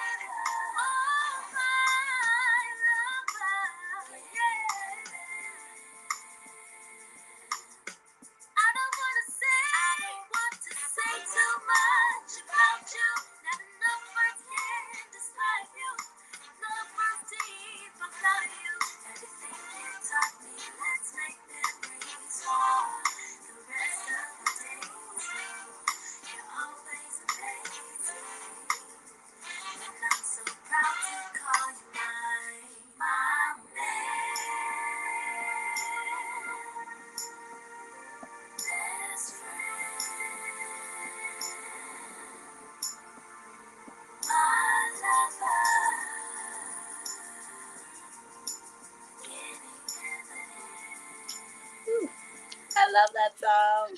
Girl, I love that song. I love your voice. Beautiful. Absolutely. Thank That feeling you. like that song you can get lay back with your glass of wine. Yes, it's so It funny. just prepare you to It was chill. so that was actually like my first dance song at my wedding, and it's been a few others just like around. They're like, I danced to your song, or I walked down the aisle to your song, and I'm like, oh my gosh. Aww. But yeah, it's for sure like a chill vibe. I just like love it so much just because just like the history behind it, honestly. Like who would have thought? It was very crazy. So I expect great things from you. And as you are thank you. actually doing, where can people get this drop that's happening tomorrow? Yeah, so I hope that everyone is following me on Twitter or will follow me on Twitter. My handle is at Mod Jazzy. It's MODJAZII. And from there, you'll see that I'm partnering with Mint Songs first. So I'll be dropping there tomorrow, and I'll be in Spaces tomorrow also at 10 a.m. PST. And just to talk about the drop and to let everybody know what it's about, and then it'll be live tomorrow. And then I will also be dropping on Zora tomorrow too with the VIPs. And so with those VIPs, I'll also have a room. It'll be in Spaces as well tomorrow around 2 p.m. PST. So hopefully you guys can hang out with me. But if not, you can grab them on Mint Songs and then on Zora. Thanks, Jazzy, for being with us. And thank you for being you. You're amazing. Thank you. I had an amazing time, and I really appreciate the invitation. See ya. You guys, we have a jam-packed community chat up for you guys next. I hope that you'll stick with us here on International Women of Blockchain and be doing this live stream with us for the rest of the month. I am going to introduce to some and present to others Sabrina Bonini. She is going to lead the panel and the group discussion for the cultural impact of NFT and blockchain in the Spanish community. And you guys know that we're all about uplifting BIPOC communities, marginalized communities, and letting all of you see what the opportunities are for all of these communities in Web3. So without further ado, I'm going to bring Sabrina to the stage. Hello. Hi, how are you, Sabrina, and welcome. Thank you, Corey. I'm very good. I'm going to let you take it from here because I know you have a star-studded panel to introduce to us. Yes, and I'm going to be doing this panel in Spanish, so I'm going to turn to our language. I have 5 amazing women from the Hispanic community, and I'm going to be introducing them. So let me introduce you first. NFT girl, Lex. Hello, there you go. Hola. Hola, hola. ¿Cómo estás? Are we supposed to speak in Spanish now? En español, sí, así seguimos en español. Buenos días, GM, a todos. Aquí estamos. Voy a subir a todas y después nos presentamos, ¿vale? Sure. Ahora vamos a ver a Ana María Caballero, si está por ahí. Is Ana María Caballero here? Or... Hi. Hola. Hola. Hola. Mucho gusto. Hi, everybody. It's an honor to be here. Ahora Fabiana de Luca, si estás por aquí. Hola. Hola. Un placer. ¿Qué tal? Y me queda Iridian. Y aquí está. Hola. Hola. ¿Qué tal? Muy bien. Buenos días, buenas tardes, noches. Sí. No sé dónde estáis todas. Yo estoy en Argentina ahora mismo. Son la 1 de la tarde por aquí. Yo en Barcelona. España. También en España. Bien. Pues mira, nos queda Gladys, que bueno, no ha podido estar por problemas técnicos, que ella vive en Cuba y no ha podido conectarse, pero bueno, tengo sus vídeos de las respuestas. Entonces, si queréis, me voy a presentar yo primero y os voy a ir presentando a vosotras para que lo hagáis vosotras mismas. Yo soy Sabrina Bonini, soy la fundadora de Criptoescultura, que es una plataforma que ayuda a artistas de habla hispana a entrar en el espacio NFT y a navegarlo de un modo sencillo. Todo lo que hago intento hacerlo en español para que toda la gente que no habla el idioma inglés, que es lo que donde suele estar todo este tema de Web3, pues pueda entrar a este increíble espacio. Lex, cuéntame quién eres, cómo entraste en el espacio NFT y qué estás haciendo ahora mismo. Gracias, Sabri. Mi nombre es Lex. En Twitter la gente me conoce como NFT Girl. Comencé a coleccionar y hacer curaduría de arte en el 2000, a finales del 2020. Y me enfoqué mucho en apoyar a diferentes artistas y pues he crecido una comunidad bastante grande, la cual me ha enseñado muchísimo a mí y con esa comunidad he decidido usarla para enaltecer a más artistas que han venido al espacio NFT y darles una plataforma, así sea por Twitter Spaces o entrevistas como esta, para que se presenten, para darles visibilidad. Generalmente es en inglés, pero yo soy venezolana, soy de Venezuela, vivo en Estados Unidos. Así que puedo hacer algunos eventos en español para aquellas personas que pues se les hace más difícil participar en inglés.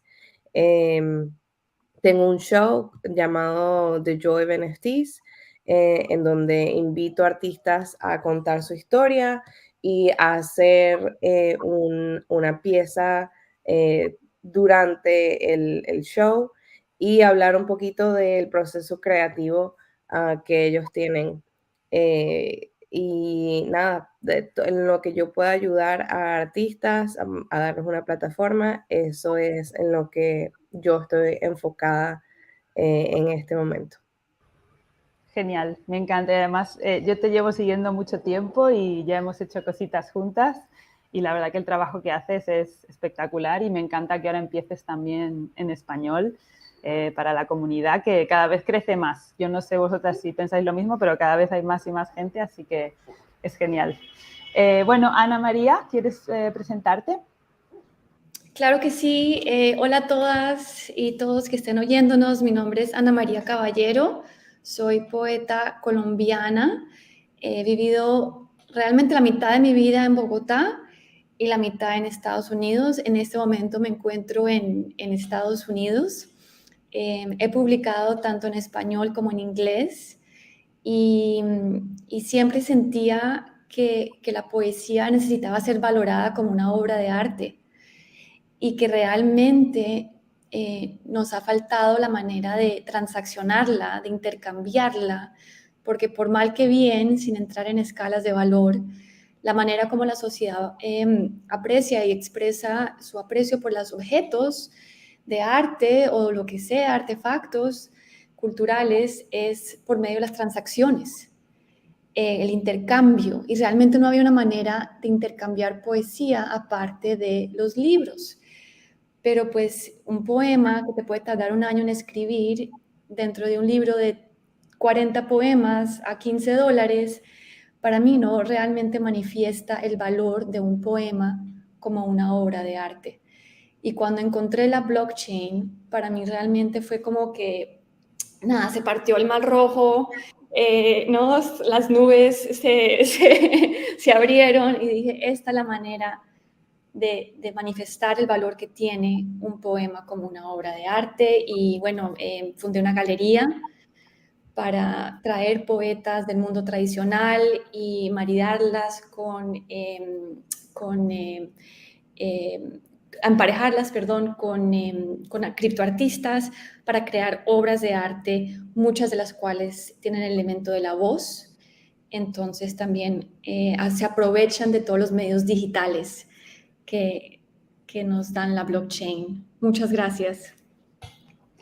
Sí, qué lindo. La verdad que tienes razón, que no había manera de, ¿no? de tener los poemas en ese mismo nivel que otro tipo de arte, y me encanta, la verdad, lo que estás haciendo y lo que estás consiguiendo.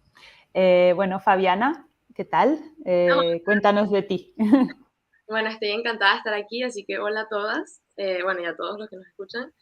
Bueno, yo tengo un poquito un background más de comunicación, me gradué de Relaciones Públicas en Estados Unidos, pero soy venezolana y ahorita vivo en Barcelona. Y bueno, en realidad empecé a conocer todo este mundo, no solo de NFT, sino de arte un poquito también el año pasado, a principios de año, junto con mi hermano empezamos a coleccionar y nos empezó a parecer este mundo como algo muy interesante. Y yo siempre había tenido como esa pasión por el arte, no por hacerla, porque bueno, no me considero capaz, pero sí estar como inmiscuida en todos los temas que tienen que ver con el arte, y estoy emocionada en realidad por este camino que estoy tomando, que es aprender un poquito sobre todos los artistas y poder unirme con ellos y poder como dar mi voz y ayudarlos también de alguna manera, siempre desde la parte de comunicación. Y bueno, actualmente estoy trabajando con Sabri, que gracias a ella sigo entrando un poquito más, cada vez más pues en toda esta comunidad increíble. Y además de eso estoy trabajando con 2 artistas ingleses y esto es parte de lo que me apasiona hacer, que los conocí en Inglaterra durante un evento en Londres, y ellos eran unos artistas que estaban en un lugar vendiendo su arte normal. Y me fascinó en realidad cómo trabajaban, y yo y mi hermano le preguntamos si ellos conocían lo que eran NFTs y no tenían ni idea, y a raíz de eso se formó como un grupo y ellos están súper interesados y han empezado a vender su arte en NFT, y nosotros estamos como en ese proyecto pues ayudando a la parte de comunicación, ayudándolos también a entender todo el mundo en general de blockchain, de NFT.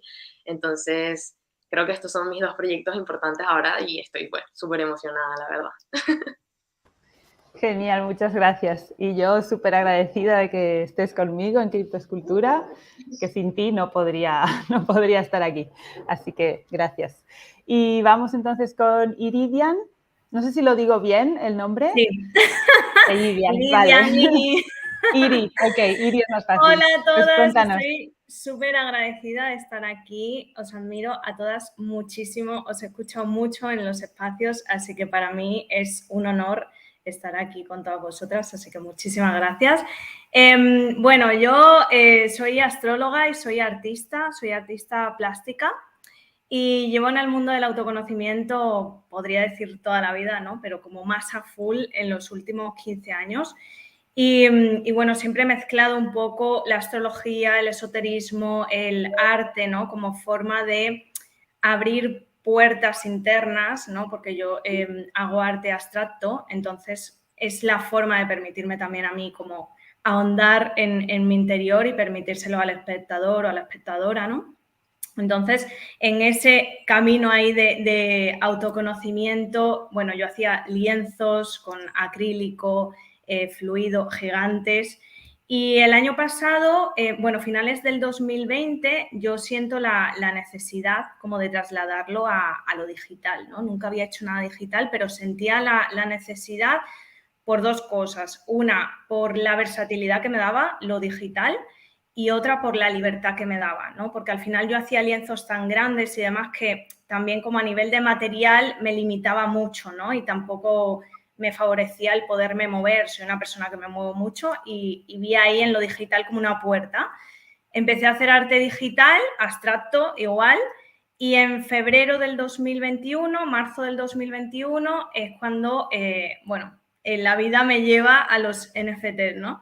Y alucino con todo lo que se me abre con eso, ¿no? Alucino, pero a la vez como que con las mismas ganas que entré, las mismas ganas que salí por toda la dificultad, toda la información. Y bueno, como que En agosto del año pasado me hice Twitter porque ni siquiera tenía y todavía como que estaba ahí como arrancando porque era como un mundo muy complejo. Y en noviembre, diciembre del año pasado decido ya entrar de lleno porque, bueno, la oportunidad que da la blockchain es alucinante, ¿no? A nivel artístico, o sea, una expansión, la comunidad que se genera, ¿no? Y el 15 de febrero, pues minté mi primer NFT. Y, así que soy una baby, no sé ni cómo lo vendí en 10 horas, pero estoy como súper contenta y muy emocionada con todo el camino que se nos está abriendo con esto, ¿no? Qué lindo. Me encanta ver cómo todas en algún momento hemos tenido ese momento de explotar la cabeza al entender esto, ¿no? Y meternos de lleno, me encanta. Bueno, voy a ver si puedo poner el vídeo de Gladys, de su presentación. A ver, Gladys, aquí. Ok. No sé si se escucha.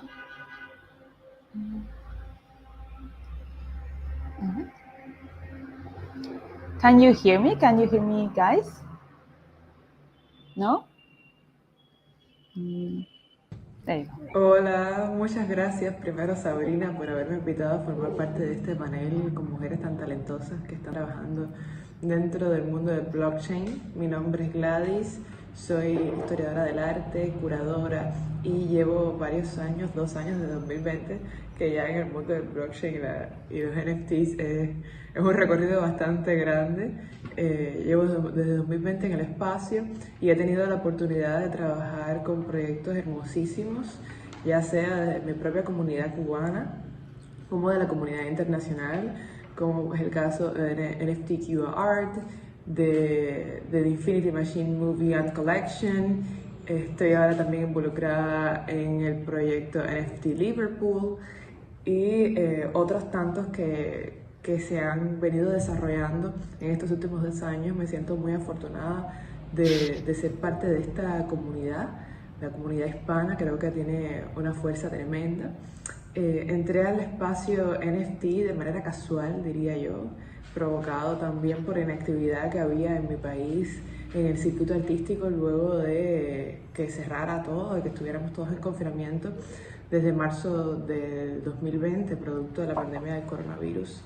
De una manera muy casual entré a curar una plataforma de arte digital que eventualmente migró hacia los NFTs y el blockchain, y tuve la oportunidad de ayudar a muchísimos artistas cubanos emergentes a vender por primera vez sus obras de arte, a autorreconocerse como artistas, como creadores, y a conectar con otros artistas, coleccionistas interesados en la tecnología y el arte dentro de lo que es el nicho de NFTs dentro de Twitter.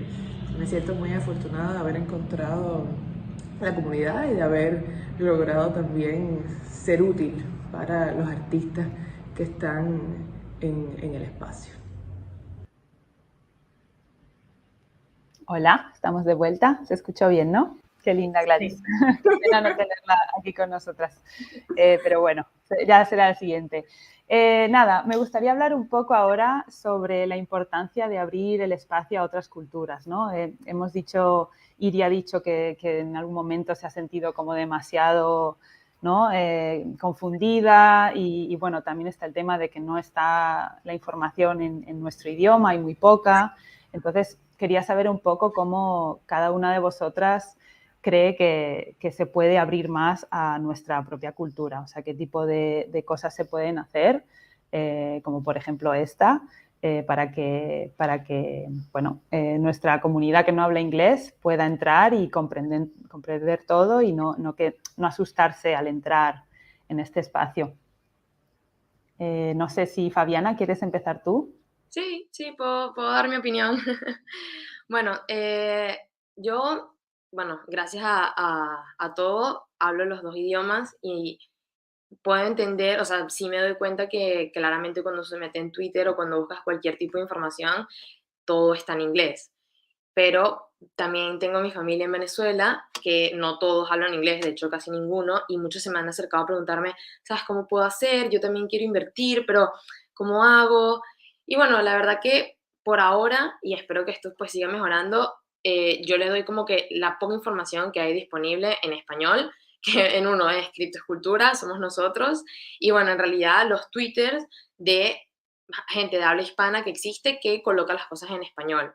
Yo creo que algo que podríamos hacer es como que alzar nosotros mismos la voz e intentar que la gente hispana hable español, porque muchas veces uno no se da cuenta que estás con un hispano porque por Twitter todo el mundo habla inglés o toda la información que la gente pone igualmente es en inglés, incluyéndome, la verdad. Yo en mi Twitter hablo en inglés, más que todo por una costumbre. Yo creo que el ex también le sucede, o sea, una costumbre y porque sabes que el mercado abarca más para la gente que habla inglés. Pero yo creo que si logramos que todas las personas que hablamos español, de vez en cuando, eso, hagamos espacios en español o hablemos en español, escribamos en español, pues la comunidad cada vez se va sintiendo más y también logramos que más gente de habla inglesa se dé cuenta que nosotros estamos. Y entonces a lo mejor ellos nos pueden ayudar también a nosotros, decir como que, bueno, no tiene por qué ser todo en inglés, vengan ustedes, únanse a nosotros para que la gente que no sabe inglés también los pueda entender.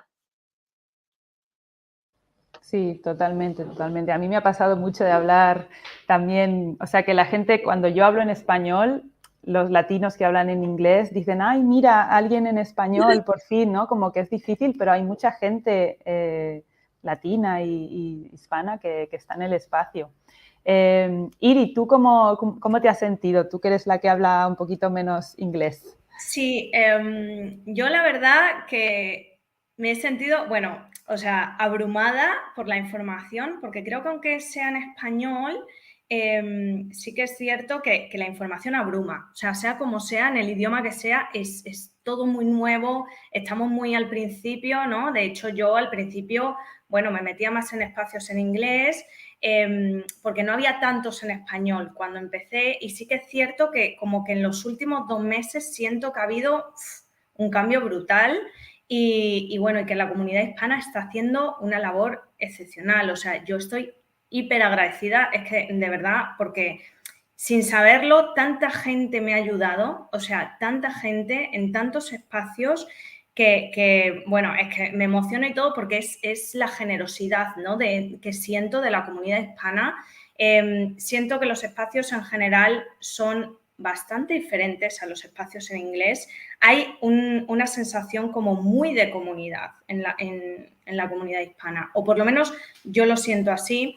Y sí que es cierto que a la hora de que alguien nuevo entre, ¿no? Como que el arropar a esa persona, porque si en el mundo NFT está el tema del FOMO, que yo creo que de alguna forma todas lo hemos vivido un poco, aunque sea cuando entras, que es como...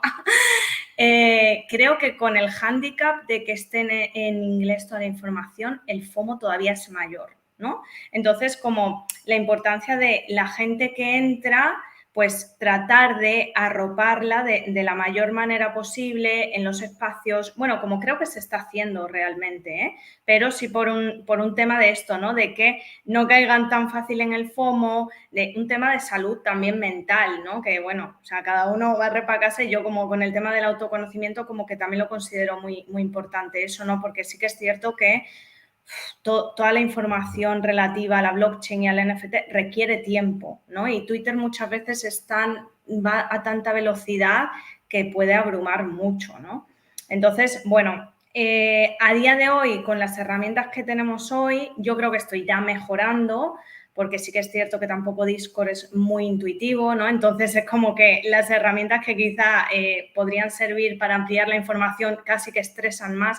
Yo creo que eso va a ir cambiando poco a poco, ¿no? Que habrá otras herramientas, pero sí que es cierto que el tema de los space es vital, ¿no? O sea, entrar a espacios en español y la gente está dando mucha información. O sea, yo toda la información que he aprendido, la he aprendido gracias a los espacios.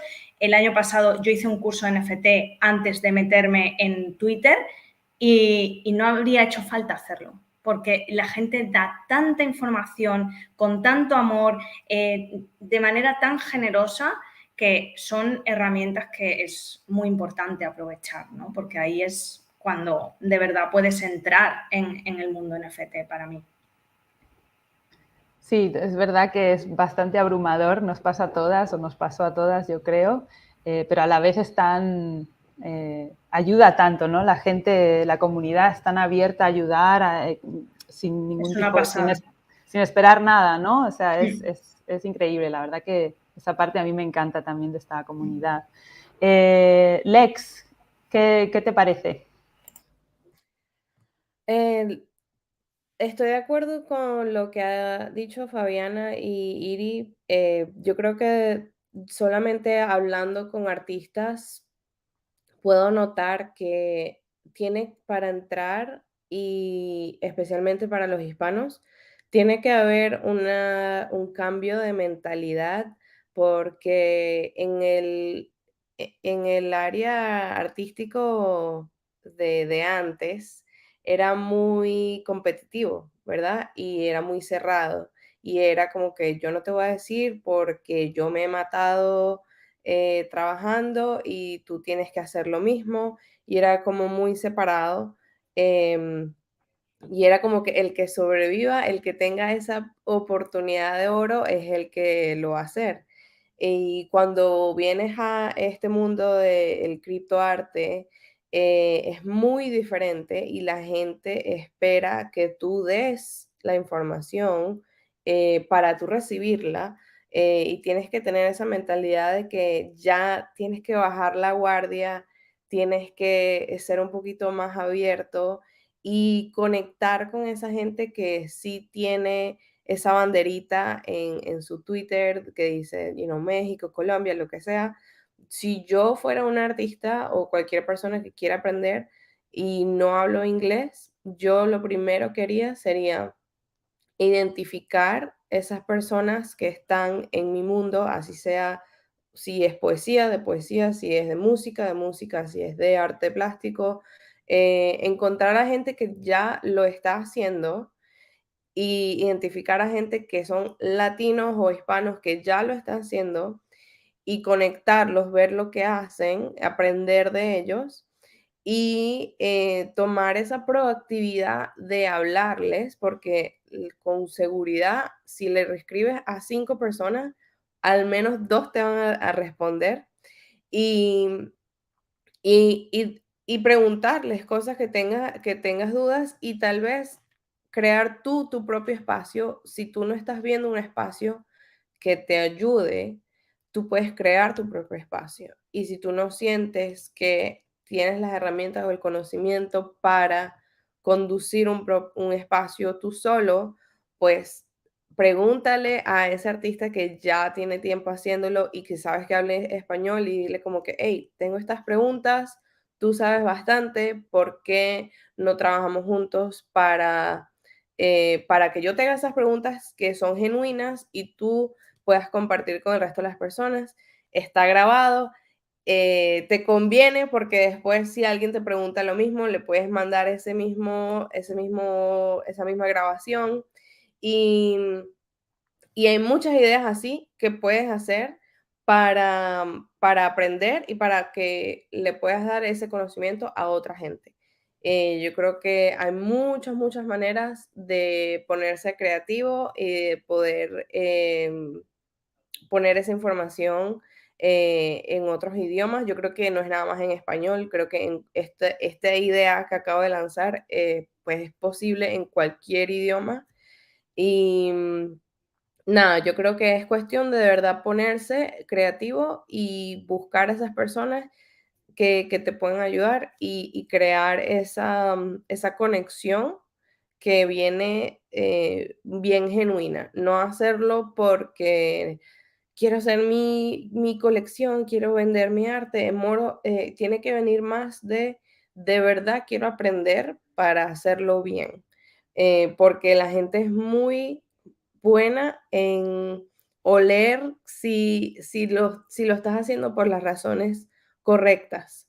Entonces, primero que todo, yo diría que si vas a aprender, aprendas porque tú quieres, porque de verdad quieres crear en el mundo de blockchain, y porque no quieres lanzar algo mediocre, sino que quieres lanzar algo que de verdad te represente y que haga algún tipo de impacto. Por lo menos Ana María eso es algo muy que impacta. Mucha gente que hace poesía probablemente se siente igual y eso es un gran ejemplo de una iniciativa que se puede hacer. Esos son mis pensamientos al respecto. Sí, me encanta y totalmente de acuerdo. También igual hay mucha gente y sobre todo artistas que son más, digamos, cortados, ¿no? Que les da más vergüenza. Entrar en spaces le puede dar un poco de miedo, pero en lo que dices tú, ¿no? Que si se ponen simplemente a mirar primero, ¿no? Desde lejos en Twitter, leer a la gente, escuchar, conocer y a partir de ahí empezar a conectar, pueden aprender solos y pueden empezar a sacar sus colecciones de un modo bastante rápido, ¿no? Ana, desde tu lado ¿cómo es? De lo que haces tú con la poesía, ¿cómo lo ves también? Pues bueno, yo antes que nada quería a la gente que esté oyendo recomendarles unas comunidades que me parece que son muy buenas, que son NFTESP, NFTESP, NFTESP, es una comunidad bastante grande, radicada en España, que tiene un Discord activo, hace exposiciones para artistas hispanohablantes, tiene una página web bastante completa. Hay otra comunidad que es NFT, que también tiene Discord y también hace exposiciones y busca enaltecer la obra de hispanohablantes. Otra comunidad para mujeres es Mujeres Ship, Mujeres HIP, hispanohablantes, que es como Mujeres Ship, que es fundado por dos colombianas increíbles, que también hacen un trabajo de comunidad latino muy importante y muy de acuerdo con lo que han dicho de que los spaces latinos son muy de conocerse y de oír. Por ejemplo, hay un space que hace Ernesto Cisneros y Dúo Cripto, que tiene un seguimiento muy grande y él es centroamericano. Los martes en la noche de poesía y música. No es un espacio de chill ni de vender, pero es poesía y música. Entonces también es un espacio muy bonito para ir y conocer y darse cuenta un poco que hay más allá de la venta. Siento que cada uno de nosotros que ya ha construido tiene una responsabilidad de construir en español. Entonces me parece increíble lo que estás haciendo, Sabrina, en Criptoescultura, Lex, tus espacios en español que estás iniciando yo creo que van a ser muy importantes para la comunidad. Siento que mucha gente quedó muy contenta cuando supo que eras latina, además, es como que, ¿no? Es como una gran sorpresa con mi gente, ¿no? y bueno, yo desde mi plataforma de poesía que estoy creando, estoy iniciando con una colección pequeña de poesía en español que quisiera que sea poesía de protesta. Le he pedido poesía a un par de amigas colombianas, otras poetas cubanas, y después no sé si Gladys de pronto trabajará conmigo para hacer curaduría y hacer un tema de poesía en español, porque pues si bien ya digamos que no hay muchos poetas en inglés, aún menos trabajando en español y bueno, ¿por qué no? Qué bueno, me encanta eso. Estaré muy atenta y efectivamente yo creo que es importante que todas hagamos, aunque sea lo poquito que podamos hacer, porque también cada una, ¿no? Tiene su camino, pero bueno, si podemos ayudar también a abrir el espacio un poco más a esta comunidad, que es muy grande y muy, muy creativa y espectacular, pues genial. Ahora quería preguntaros cómo veis que ha impactado culturalmente a la comunidad hispana todo lo que es los NFTs y blockchain. Voy a poner el vídeo de Gladys primero para no olvidarme de ella y después seguimos con vosotras. A ver si por aquí sale.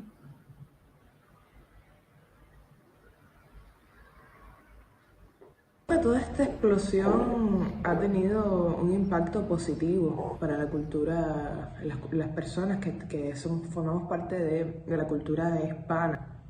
Primero, se nos ha abierto las puertas a un nuevo escenario, que como ya les decía, es un escenario que aboga por la descentralización, un escenario que intenta estar por encima o más allá de las políticas y las limitaciones de los gobiernos. Nos ha permitido también conectar con otras culturas, no solo, ha habido una integración intercultural entre las diferentes culturas hispanas, que ya en sí mismo es muy diverso, y al mismo tiempo nos ha permitido conectar con otras culturas y estar más cerca de otros agentes y otros factores que no necesariamente pertenecen a las culturas hispanas. La posibilidad de expandirnos y de mostrar nuestro trabajo y de conectar nuestro trabajo y de colaborar con otros, creo que ha sido esencial. También la posibilidad de tener un crecimiento económico. Yo creo que ha sido de las ganancias más importantes, sobre todo para países subdesarrollados o países donde el desarrollo de la economía es aún incipiente, aún emergente, donde también hay un control férreo de los gobiernos sobre las economías independientes. La posibilidad de abrirnos al mundo cripto es esencial y es también, diría yo, que uno de los primeros atisbos para ir encontrando libertad económica. Qué linda. Sí, yo estoy totalmente de acuerdo y creo que es una de las cosas que a mí, por ejemplo, personalmente más me llamó de este espacio, que es cómo abre el mundo y las posibilidades financieras y creativas a estos países que lo tienen más difícil, como por ejemplo Cuba y buena parte, si no toda, de Latinoamérica. Así que es una de las cosas que a mí, por ejemplo, me voló la cabeza y por eso me metí de lleno para intentar ayudar más. Iri, ¿cómo crees que ha afectado desde tu parte más artística? Pues a mí es que es lo que me enamoró también de la blockchain, ¿no? Por eso como también monedas que sean descentralizadas, ¿no? O sea, también tener una coherencia en eso porque me parece como súper importante también el apelar a la libertad que nos da la blockchain, ¿no? Y eso trasladado al arte me parece que está haciendo un cambio brutal, ¿no? Porque se une tanto lo financiero, ¿no? O sea, de repente ya no dependes, entre comillas, porque obviamente todavía dependemos, ¿no? Pero espero que el futuro pues sea cripto.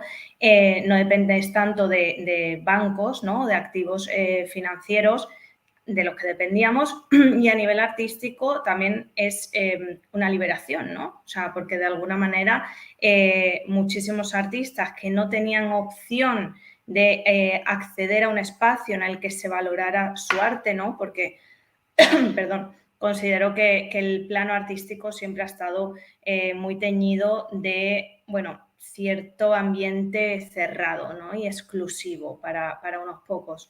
Y de alguna forma la blockchain para mí como que quita la verticalidad que teníamos, ¿no?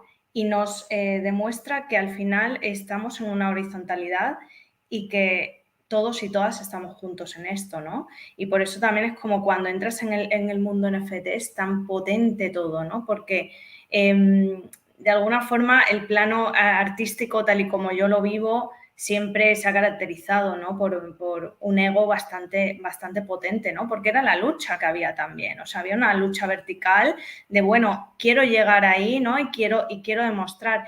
Y la blockchain, o sea, te lleva a una humildad tal de despojarte de todo eso y decir, no, es que realmente voy a llegar a algún lado si voy con todas estas personas, ¿no? Y es cuando, o sea, es como muy loco porque a mí internamente de verdad me emociona mucho porque te das cuenta de que la libertad individual al final es una libertad colectiva, ¿no? Y va todo de la mano. Y la libertad colectiva implica una libertad financiera y, bueno, en nuestro caso, pues una libertad a nivel artístico, ¿no? Entonces, eso, o sea, me parece una revolución tan fuerte que de verdad es que me emociona mucho. O sea, hablar de esto me emociona muchísimo. Y como que creo que no somos conscientes todavía de las dimensiones que puede tener, ¿no? Y por eso es tan bonito el estar aquí desde el inicio, ver cómo se está construyendo todo, porque esto va a salir a flote en la medida en la que cada una de nosotras y cada uno de nosotros pone su granito de arena y es capaz de empujar esto, ¿no? Y eso es para mí un cambio en la humanidad, o sea, es tan fuerte lo que está haciendo la blockchain como un cambio en la humanidad, no solo a nivel financiero, sino a nivel personal, cómo te relacionas tú con el otro, ¿no? O sea, cómo te relacionas incluso contigo mismo, cómo dejas de lado el quiero sobresalir por, oye, que esto vaya, que esto es lo que importa realmente, ¿no? Que esto funcione y que todo el mundo pueda tener una libertad financiera y ya, bueno, pues en países más desfavorecidos, yo por ejemplo tengo un montón de amigos argentinos, es que es un cambio, bueno, es que es otra vida, es que literal es otra vida, ¿no? Entonces, a mí me emociona muchísimo y es lo que me hace también estar aquí, ¿no? O sea, todo lo que produce a nivel de la humanidad, ¿no? La blockchain.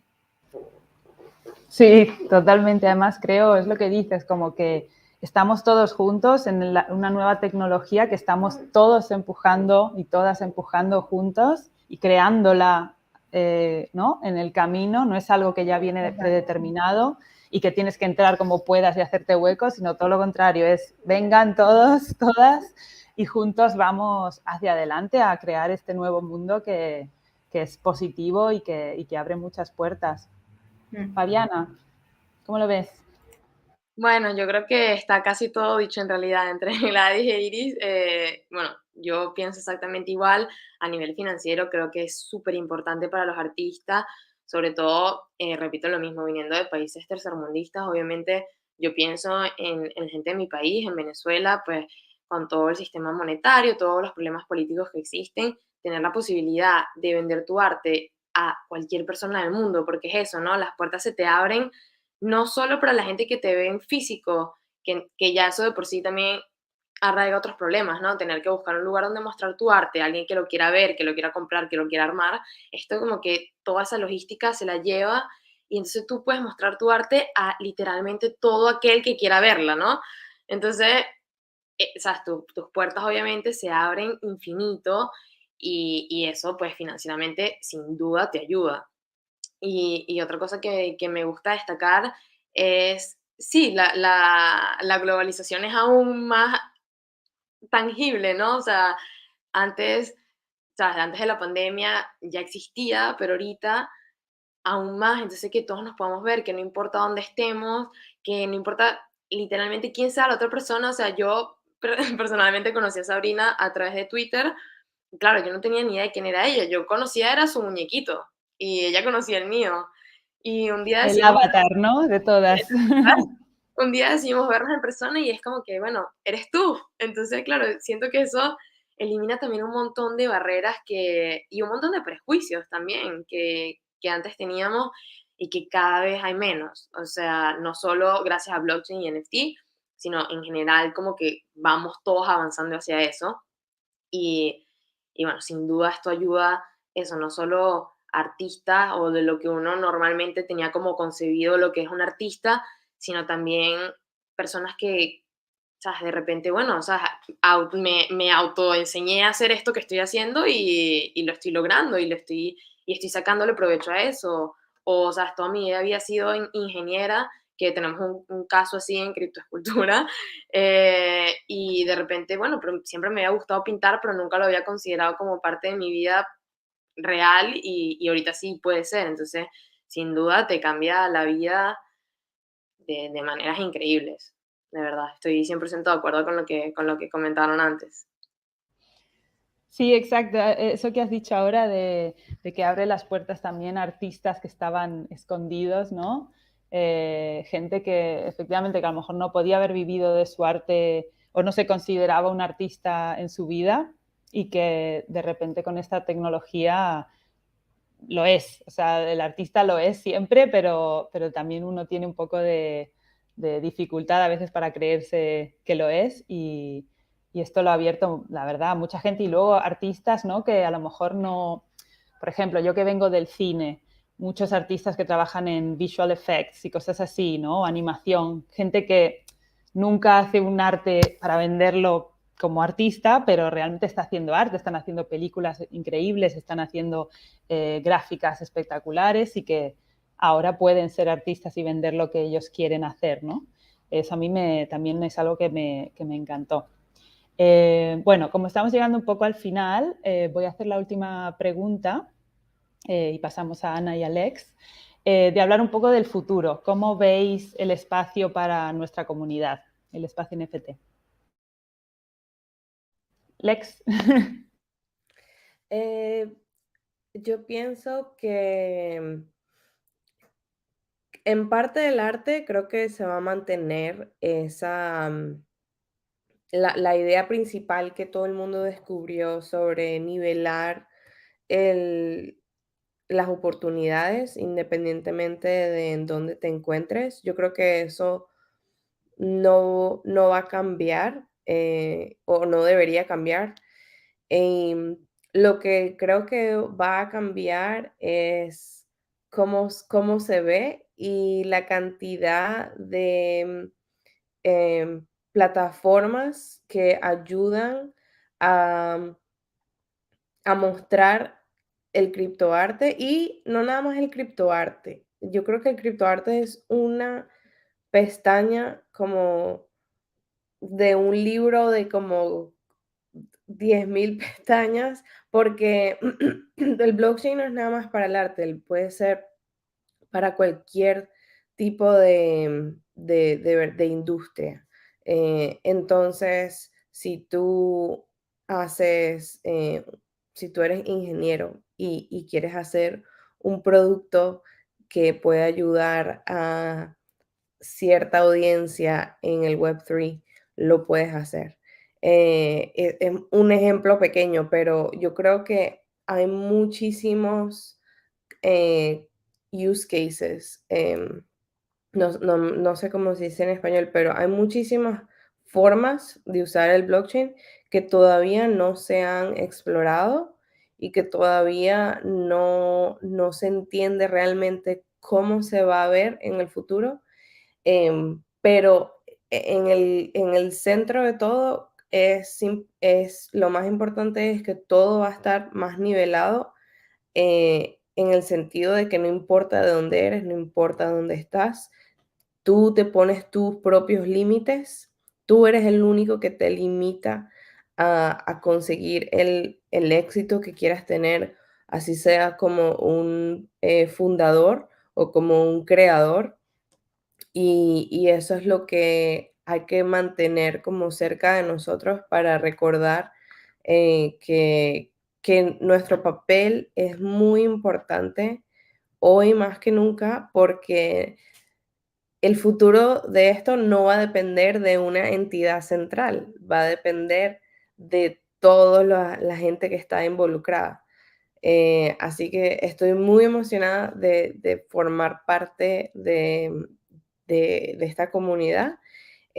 No tengo ni idea de cómo se va a ver en 10 años porque esto cambia como de día a día, de semana a semana, pero sé que ahorita estamos en una etapa muy, muy, muy inmadura.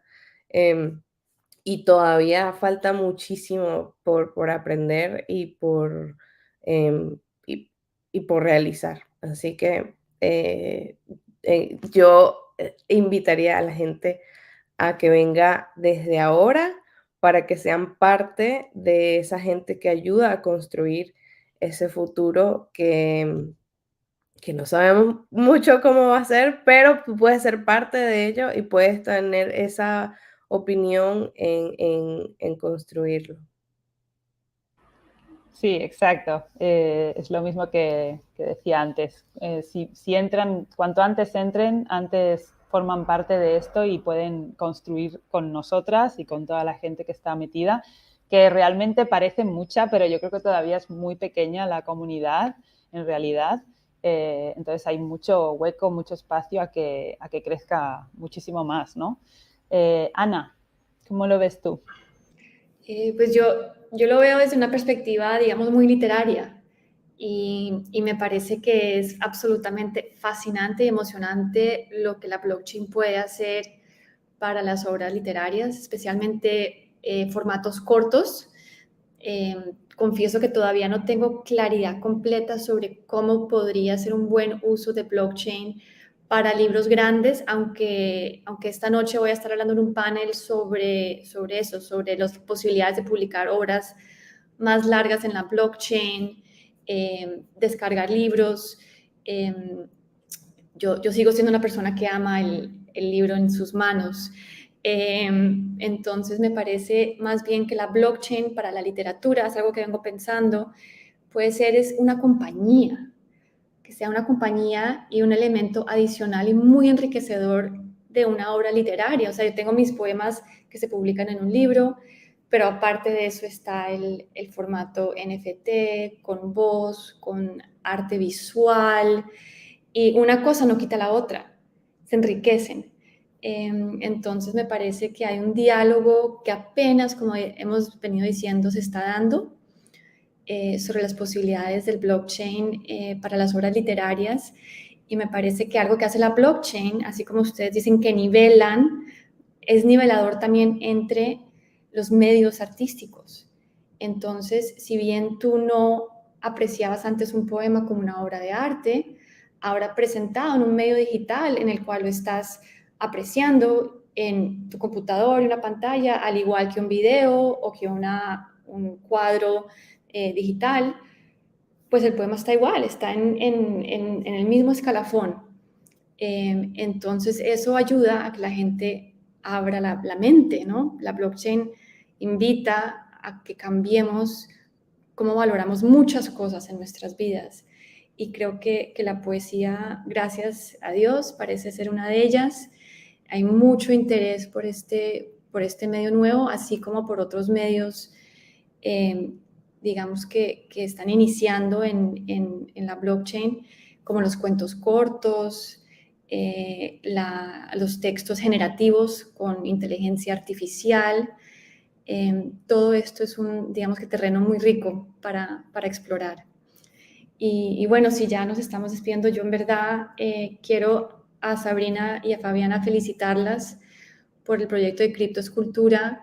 Me parece que tiene una presencia realmente muy bonita en Twitter. A veces también hay mucho ruido en Crypto Twitter, y la presencia de ustedes siempre es como ecuánime, informativa, constructiva, y las felicito por eso. Me encanta lo que están haciendo también para elevar artistas latinas.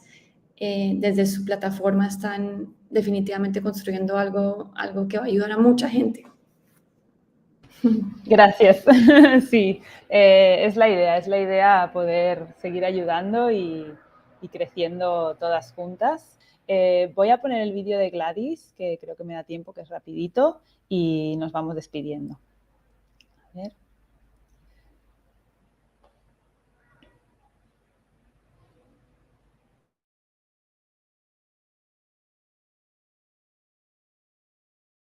En el caso específico del arte, que es el sector donde me desarrollo, creo que estaremos viendo cada vez más una transición entre el espacio tradicional del arte, el mundo de las galerías, el mundo de las ferias, de las subastas, incluso de los artistas tradicionales con una carrera avanzada. Vamos a estarlo viendo dentro del espacio NFT con más frecuencia y con más fuerza, precisamente porque dentro del espacio tradicional se está empezando a notar con mayor seriedad lo que está sucediendo en el mundo del blockchain. Es algo que ya ha venido sucediendo desde el año pasado.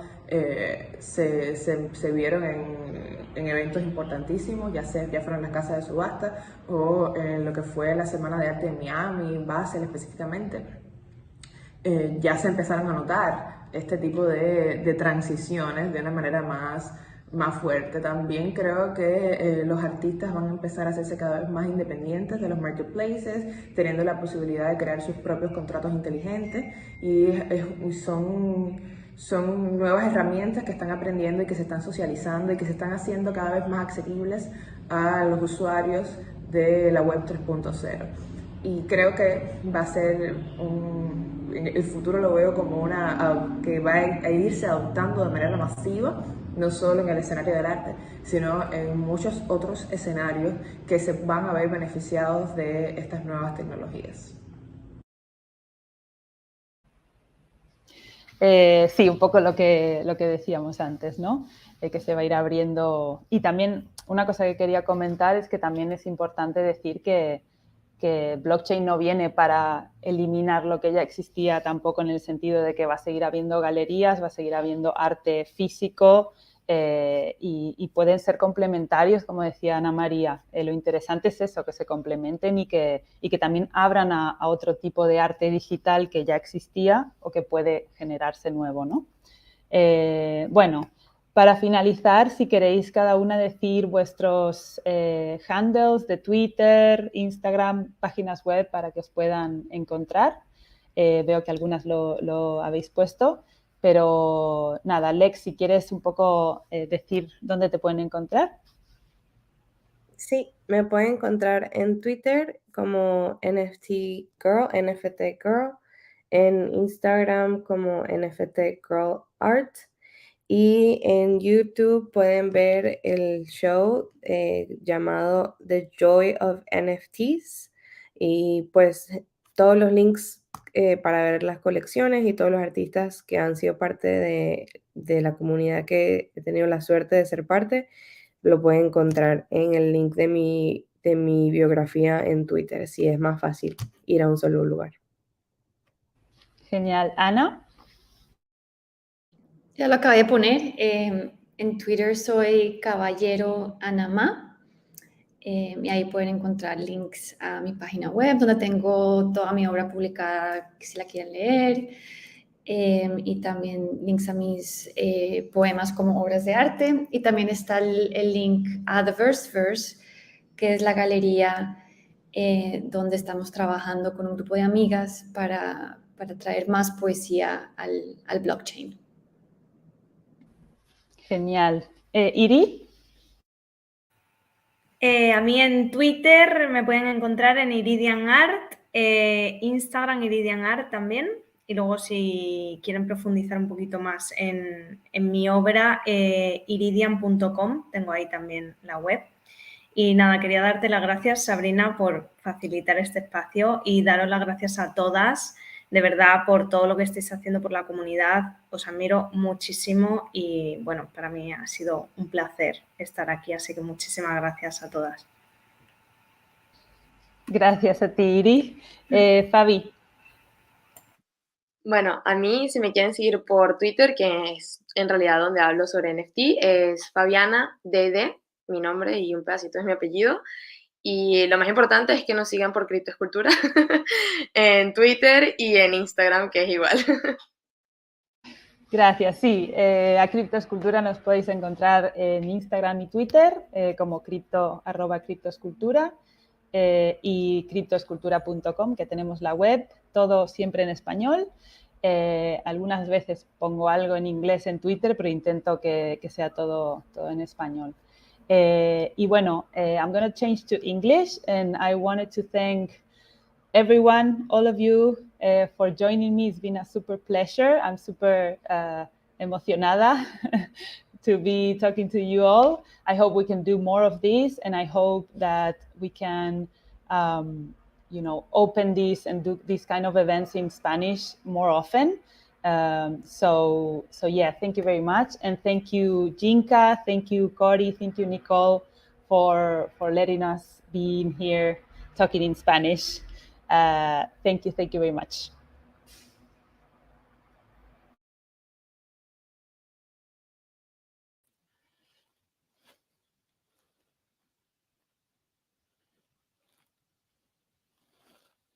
Wow, what an amazing panel. It makes me want to brush up on my Spanish. Me too. Me too. I picked up on some of the words and I was just like, okay, I understood some, but I love it. And that's the power of having international women in this space. You're welcome, Sabrina. Thank you very much for being part of the committee member as well. And thank you for a great panel discussion, because it shows that, and this whole space is open for everyone, right? NFTs, crypto, DAO, DeFi, any other use cases, even the technology is really open for everyone to participate, to get involved, and see themselves. It's very important to show that representation. So thank you, ladies, for that wonderful discussion. All right. Wow. We are at almost noon, 2 minutes to noontime here on the East Coast. Corey, it's been a fantastic day, really. We got a chance to talk about cybersecurity, got a chance to meet with some wonderful ladies stemming from, a wonderful woman who's building a community on a certain platform and onboarding people there to, we got music. Oh my God, an NFT artist, that's a singer and a performer. And, she got to showcase her music. And, I hope you guys tap into her. She's about to drop another one. Like, she's just working. She's like, steady. She's And like, with four kids nonetheless. Jazzy is doing her thing. She's working, she's releasing. She's like, this is the space for me, and I have content. So she's putting that out. And then we have our wonderful ladies from all over the Spanish culture talking about how the NFT has impacted. And it's great that we actually got someone to be, even though she wasn't here, Gladys was here in spirit, and she was also here in video as well. And we got to hear from her all the way from Cuba, which was fantastic, right? I mean, we got all countries in this event, and I'm really excited and happy about that. And we're going to have more. We're going to have more. Tomorrow is Friday. Futuristic Friday. Futuristic Friday. Yes, we are going to experience the metaverse and going to have fun. And then on Saturday, we have Super Sponsor Saturdays. And we're going to start seeing our sponsors come on and start talking to you about what they're building and how they're contributing to this space. We're also going to have our marketing and PR, which I said is very important in this space. Whether you created an NFT, you have a project, there's always a way to tap into the different type of communities that we're building. And there's a real skillful way of marketing your work and your project. So we're going to hear about that. And also on Sunday, we have Self-Care Sunday, which is always important to just relax, center ourselves and find out ways to be able to de-stress. And we're going to get a whole bunch of that on Sunday. And then we're going to start all of again, right? We're going to start off again with Mind Your Money Monday with Nigel Roberts and the wonderful ladies of crypto that's going to be coming and talking to us about that side of the blockchain ecosystem. And then we're going to do NFT showcases with NFT Tuesdays. I'm losing my days. Non-fungible Tuesdays. Yes, and that's going to be fantastic. Once again, we're going to tap into these ladies who are creating, who are putting out content out there and really giving us an insight into who they are and also sharing their babies. Because, artists, it's their babies. They've milked it, they've created it, and they're ready to showcase it to all of us. So I'm really excited about that. And then we have Worldwide Wednesdays once again, where we will have panel discussions about things that matters to us as women and as part of this ecosystem. So I know everyone should definitely tap in. Once again, the website is womenofblockchain.org. We want y'all to tap in. Click on that purchase. It's $25, and all you have to do is pay that $25 and you get access to the entire conference. You also have access to our Discord. I want y'all to come into our Discord and connect with the speakers. All the speakers that you've heard here, they're in our Discord and they're ready to tap in and talk to you guys. We are going to have an Ask Me Anything session around let's do 1 o'clock today, around 1 o'clock. Give us some time to de-stress from everything that we took in today and get back into either the Discord, join us on Twitter Spaces, also join us on Clubhouse, and we'll continue that discussion and maybe even talk about some things new development that has happened in this space. We know yesterday we jumped on and talked about the recent executive order that in the U.S. President Biden has signed, which is impacting the crypto space. A lot of people did not have time to read it before we were able to jump on, but now that we've been able to digest it, there's still some things to discuss about, and we will breach that subject a little bit. Absolutely, very long awaited Mhm. guidance that a lot of people have been asking for, and we did see the market surge on Mhm. that news. So yes, definitely have to keep discussing that. Yes, yes, yes, yes. And it's not negative. It's actually positive. There's some good things there, but it requires the effort of the community. It requires the effort of you who may be on the sidelines trying to see what the space is about. Because one thing that the executive order has actually brought forth is the fact that this space is here to stay. And Exactly. now they're trying to navigate, right? Now they're trying to figure out how to, fit it into what they usually know. So it's going to be interesting. And it just requires the involvement of the community because it's all about community. All right, everyone. Really want to thank everyone for tuning in and joining us. And we want to see you tomorrow again, same time, same place, and have a good rest of your day. Thank you, everyone.